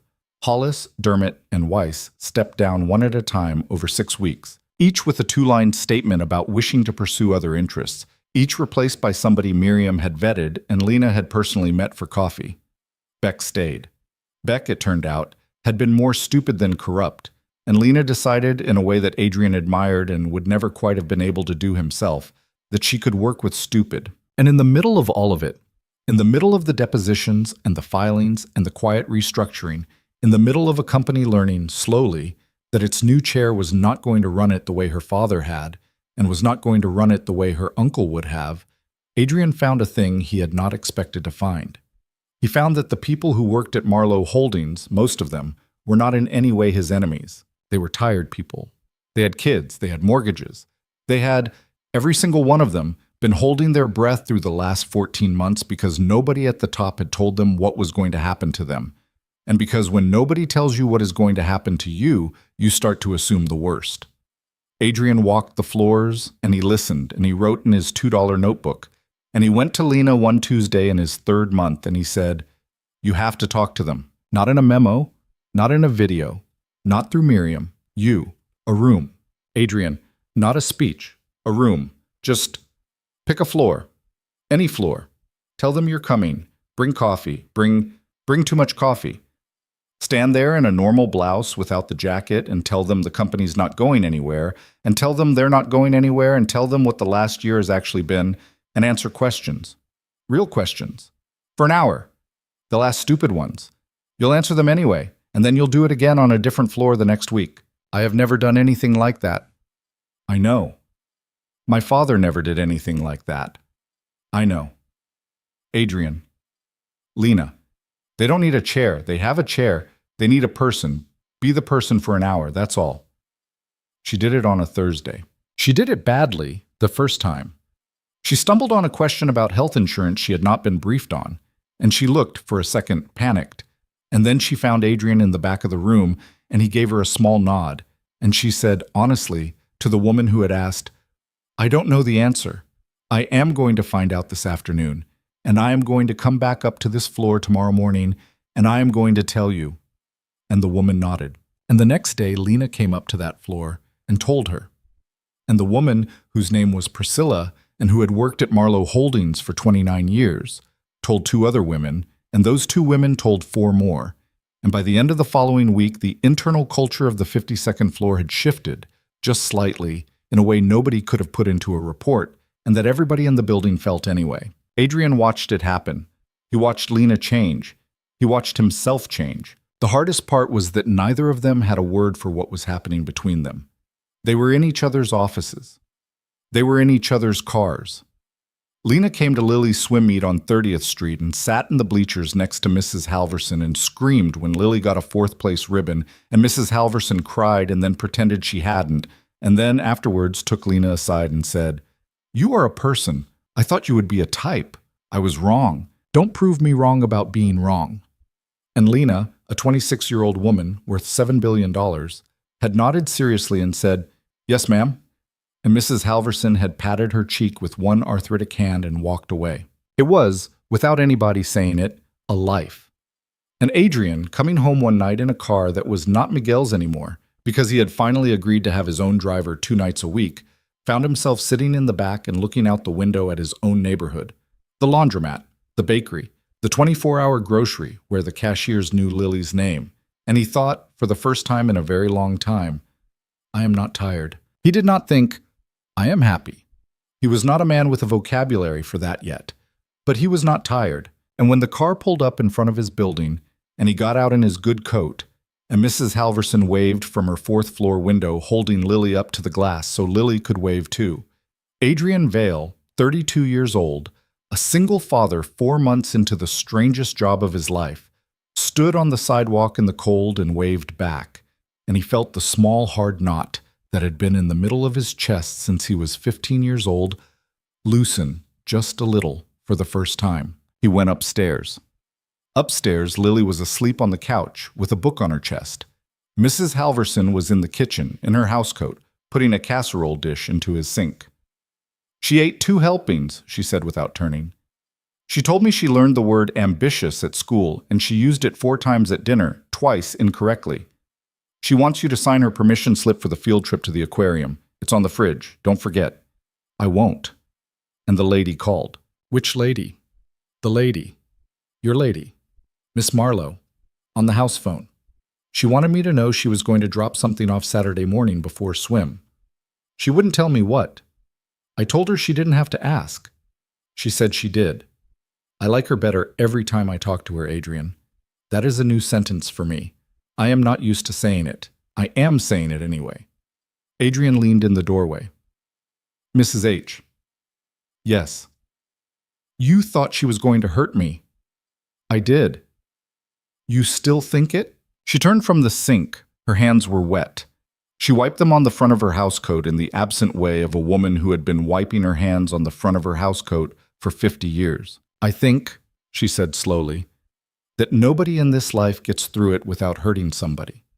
I think she is going to hurt you, and you are going to hurt her, and neither of you is going to mean it, and you are both going to do your best to apologize. That is what love is. I stopped being afraid of it for you about 6 weeks ago." She looked at him. "Your daughter loves her, Adrian. I know. So do you." "Mrs. H. I'm not asking. I'm telling. Go put her to bed. I left the casserole. Don't let her eat pickles for breakfast again. She told me you let her. I don't believe her, but don't." She took her coat from the hook, and she was gone. Adrian stood in the kitchen a minute. He looked at the fridge, the drawings, the old grocery list, the permission slip for the aquarium held up with a magnet shaped like a pineapple. And he thought about the version of himself that had stood in this same kitchen 5 months ago in his socks with gas station coffee going cold on the counter, saying yes on the phone. He did not recognize that man exactly. He was a little grateful to him. He carried Lily to bed. She did not wake up. She mumbled something about a horse named Bartholomew. He tucked the blanket up to her chin and kissed her forehead and stood in her doorway for a full minute watching her breathe. Then he called Lena. She picked up on the first ring, which she had started doing and which she had not yet admitted to him that she had started doing. "Hey. Hey yourself.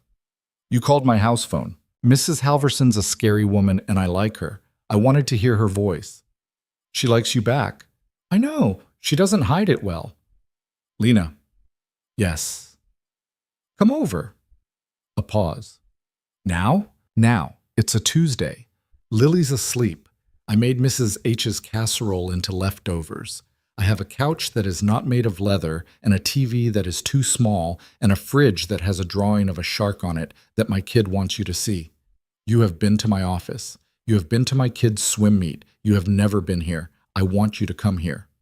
Another pause. Not a hesitation. A swallow. Give me 40 minutes. Take an hour. Take the highway. The streets are bad tonight. She took 50 minutes. He heard the car pull up, heard the door, heard her on the stairs. She had walked up 4 flights instead of there was no elevator. She had walked up 4 flights. He opened the door before she knocked. She was in jeans. It was the first time he had ever seen her in jeans. She had a leather jacket on over a plain gray t-shirt, and her hair was in a ponytail, and her face was bare, and she looked like a woman you might sit next to on a bus. Hi, she said. Hi. I don't know how to do this. Neither do I. Adrian, come in. Take your shoes off.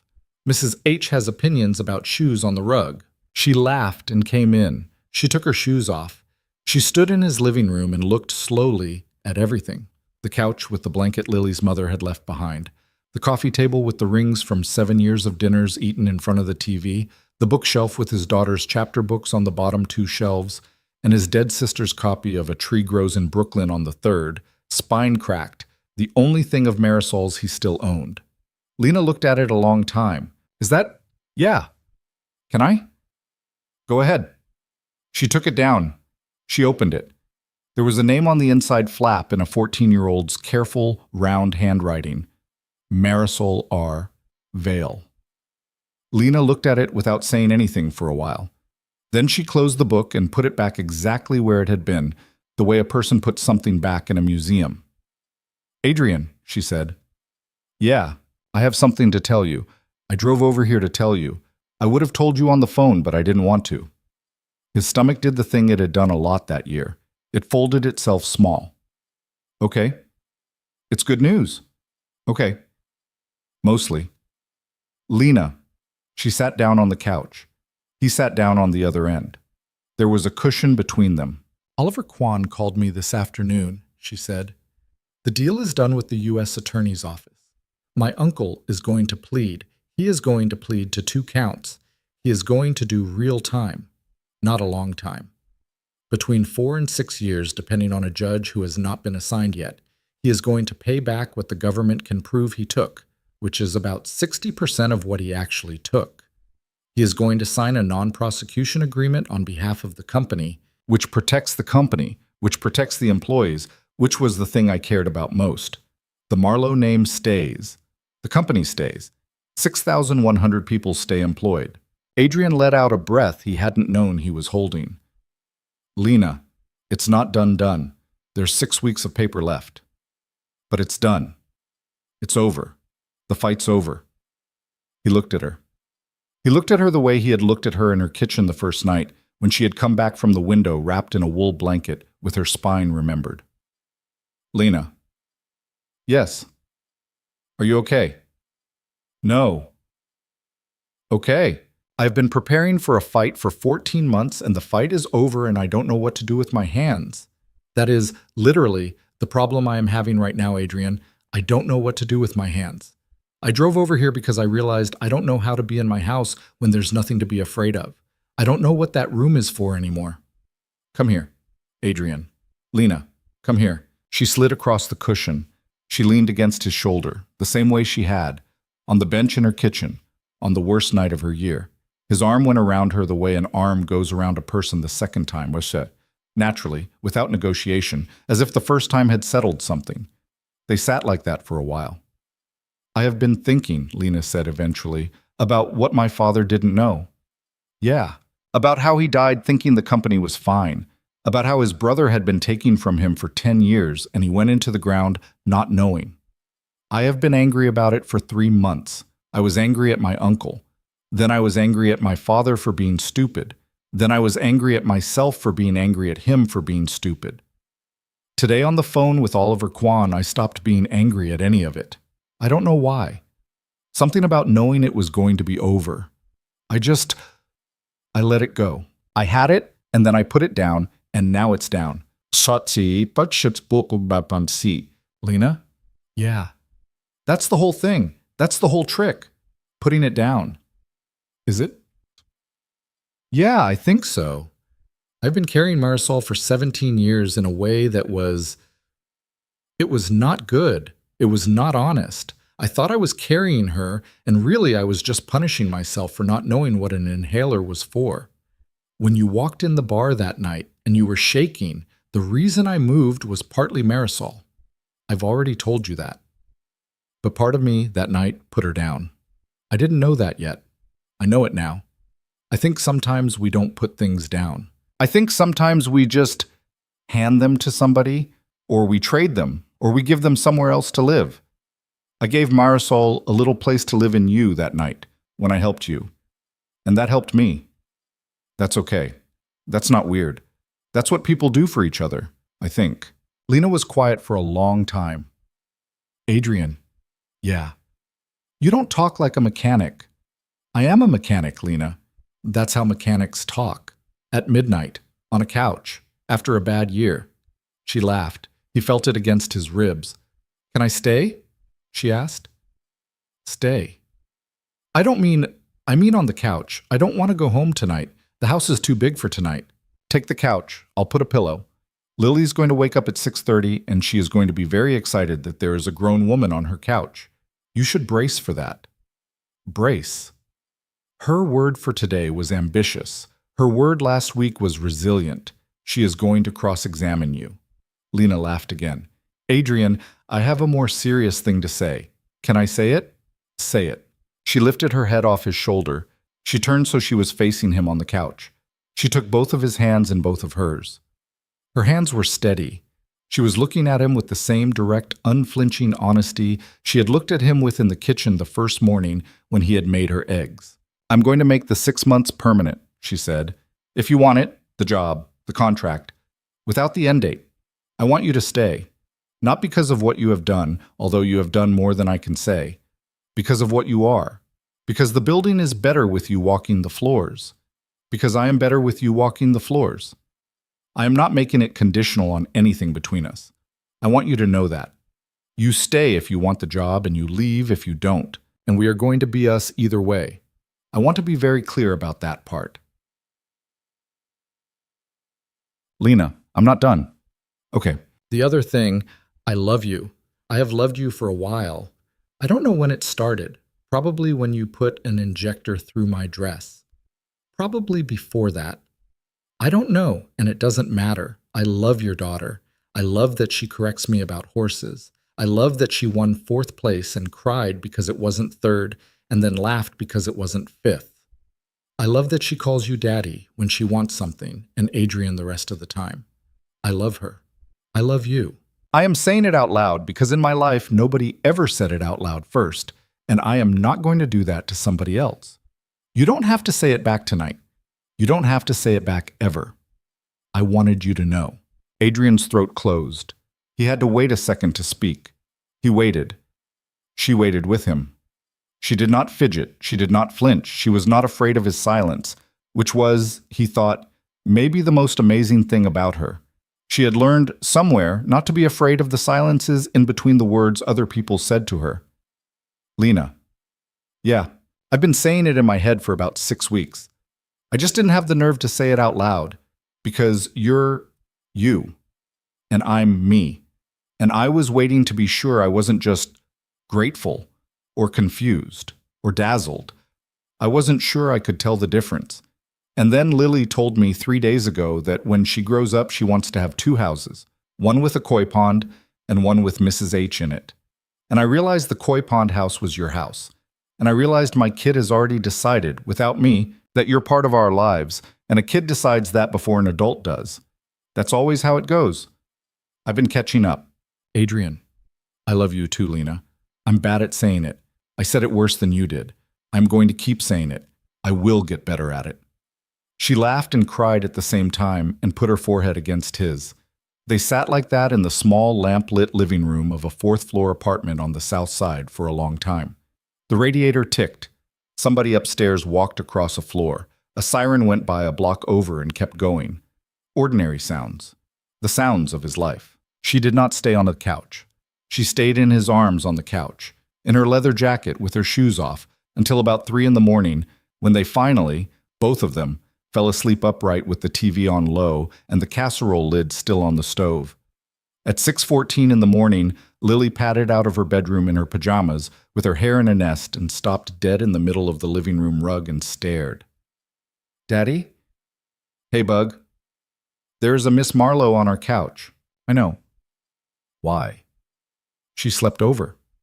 Lily considered this. Lily, at 7, considered things.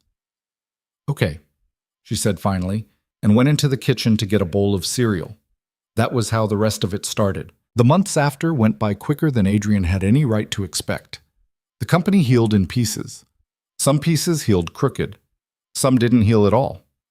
The Sao Paulo contract went to a different firm permanently because the firm that had it was rotten to the center, and everyone, including Lena, decided it was easier to lose the money than keep the rot.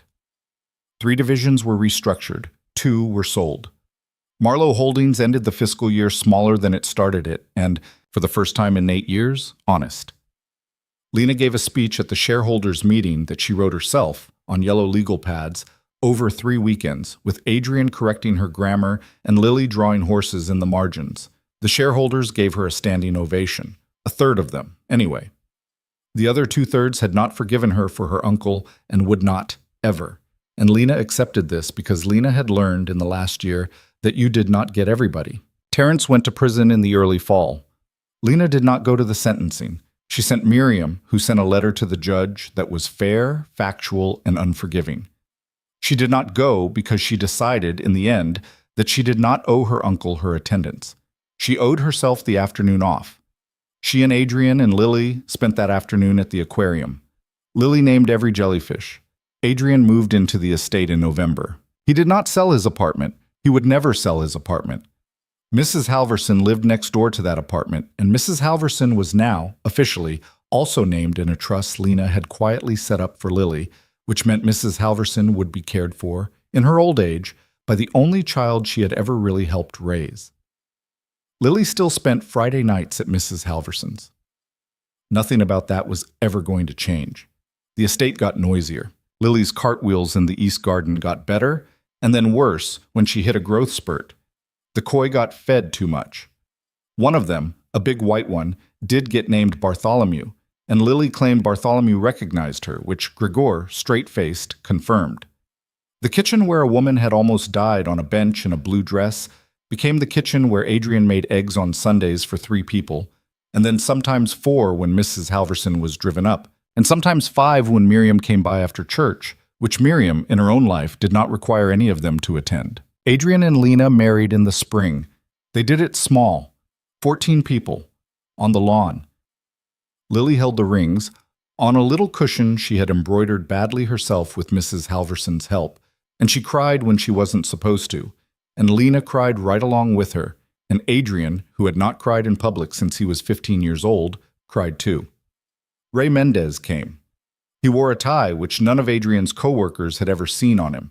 He got drunk on 1 glass of champagne and told Lena, at the reception, that if she ever heard Adrian, he would personally find a way to make her truck break down somewhere with no signal, and Lena laughed until she almost choked and shook his hand and said, "Yes, sir, I tamnech di shota." Lily got the 2 houses she had asked for. Nobody ever told her explicitly that she had gotten them. She just, one day, realized she had. She took it the way she took everything else, without ceremony, without gloating, with a small, quiet gladness that she kept mostly to herself. She started 4th grade at a new school and made 3 friends in the first week. 2 of those friends were the children of men Lena had known for years and had never, previously, invited to dinner. The third was a child of a bus driver Lily had met on the one day the driver was new and had needed help with the fare machine, because that was the kind of kid Lily was. Adrian stayed on as chief of staff for another year. Then he stepped down, and Lena made him head of a new division that did not exist before he invented it. An internal ombudsman, basically. with 3 staff and a mandate to walk the floors and listen. The position was controversial for about 6 weeks and then invisible in the way that good positions become invisible, which is to say, people stopped noticing it because it had become part of the furniture. Delia Park ran one of its 3 teams. She got her boys into a better school district. Her husband quit the job he had hated for 7 years and got a job he didn't hate. None of that would have happened in the old Marlowe Holdings. It happened in the new one because a woman who had once been too afraid to speak had one Wednesday afternoon decided she wasn't too afraid anymore and had told a stranger with grease under his fingernails the truth. On a spring night, about 2 years after a 32-year-old mechanic walked into a hotel bar in a ruined jacket, Adrian and Lena sat on the stone bench under the pergola in the East Garden. Lily was inside, asleep, the book on her chest now a book about stars rather than horses, because she had that year decided horses were for babies, and she was past that. Gregor, 70 years old, had finally taken the retirement Lena had been trying to give him for a decade, and lived now in a small house on the edge of the estate where he grew tomatoes and told anyone who would listen that tomatoes were the only honest vegetable. The night was cool. The stars were out. The city glowed faintly over the trees. Adrian. Yeah. I want to tell you something. Okay. The night you met me. Yeah. If you had walked past. Lena. Let me say it. Okay. If you had walked past, I would have died. That is just true. I had 3 more minutes in me. I have thought about that a lot. I used to think about it, and it would make me cold. And then I thought about it, and it made me grateful. And now, tonight, I think about it, and what I feel is, I feel lucky that I was lucky. That's all. I feel lucky that I was in a room where a stranger's sister had died of the same kind of not enough air 17 years earlier, and that the stranger was the kind of man who didn't forget. I feel lucky about a lot of things I had nothing to do with. I don't know what to do with that feeling sometimes. Adrian took her hand. You don't have to do anything with it, he said. That's the thing about luck. It's not yours. It's just the thing that let you get to the part that is yours. The part that is yours is everything after. The company, the kid, the kitchen, Delia's boys' school district, Bartholomew the fish, Mrs. H getting to eat her casserole in my kitchen on Sundays because she's too tired to cook. That's all you. That's all the part you built. The night in the bar was luck. Everything since has been work. Lena was quiet a long time. Adrian. Yeah, I used to think the worst thing that could happen to a person was ending up alone with a lot of money and a fight nobody would help them with. I thought that for about 14 months. And then I met a broke single dad, and it turned out the worst thing that could happen to a person was almost dying and nobody even noticing. And then it turned out that that wasn't the worst thing either. Because if I hadn't almost died, if nobody had noticed me at the bar, I would have spent the next 10 years being a lonely woman with a big house and a fight nobody would help me with, and I would have thought that was normal. That scares me more than the bar does, that I was that close to thinking that was normal. I know. A lot of people are that close, Adrian. A lot of people are already living that life. I think about that now. I think about it when I make decisions. I think about it when somebody in my building looks tired in a specific way. I don't save all of them. I can't save all of them. I save the ones I can because one stranger saved me. Adrian did not say anything. He didn't have to. She was not asking him to. She leaned her head against his shoulder. Upstairs in Lily's window, the small light of a nightlight glowed faintly through the curtain. A bird moved in the hedge. The city hummed. Adrian, Lena said, quieter. Yeah. Thank you for not walking past. Thank you for asking me not to call the ambulance. Thank you for saying yes on Monday. Thank you for the apple Lily packed that day. That was actually her, not me. I know, I have thanked her. I know you have. She's been holding it over me for a year. Lena laughed, low into his shoulder. And the two of them, the chair of Marlowe Holdings and the mechanic from apartment 4B, a man and a woman who had, on one bad rainy night, each been the only person in the room who saw the other one, sat there on a stone bench in an East Garden under a sky full of the kind of stars a father had once told his small daughter were, every single one, somebody going home to somebody. He had been lying about the stars, that father. But he had not been wrong about the going home. Upstairs, a 7-year-old turned in her sleep and pulled the blanket up under her chin. In a small house on the edge of the estate, an old man with his hands full of dirt turned off his kitchen light. In an apartment on the south side, a woman in a housecoat pulled a casserole dish out of an oven and set it on a counter to cool, in case anybody came by later. In a conference room on the 52nd floor, 12 floors down from where a vote of no confidence had failed, the lights were off and would stay off until Monday morning, and the company, whole and bruised and honest, would keep doing the work of being a company and would, for the first time in a long time, not be afraid of itself. And on a stone bench in an East Garden, two people who had, for their whole separate lives, been almost the loneliest person in their own rooms sat with their shoulders touching and did not need to say anything else, because the whole sentence of the last 2 years had been this: somebody saw. That was the thing, Adrian thought, as the night settled around them. That was the whole thing. The money did not save her. The fight did not save her. The injector did not save her even, not really. What saved her was the small fact that in a room of 30 people, one tired man looked up, and what saved him was that when he did, she let him. That's it. That's the story. The rest is just a life, which is enough. Which is, it turned out, more than either of them had ever thought they were going to get.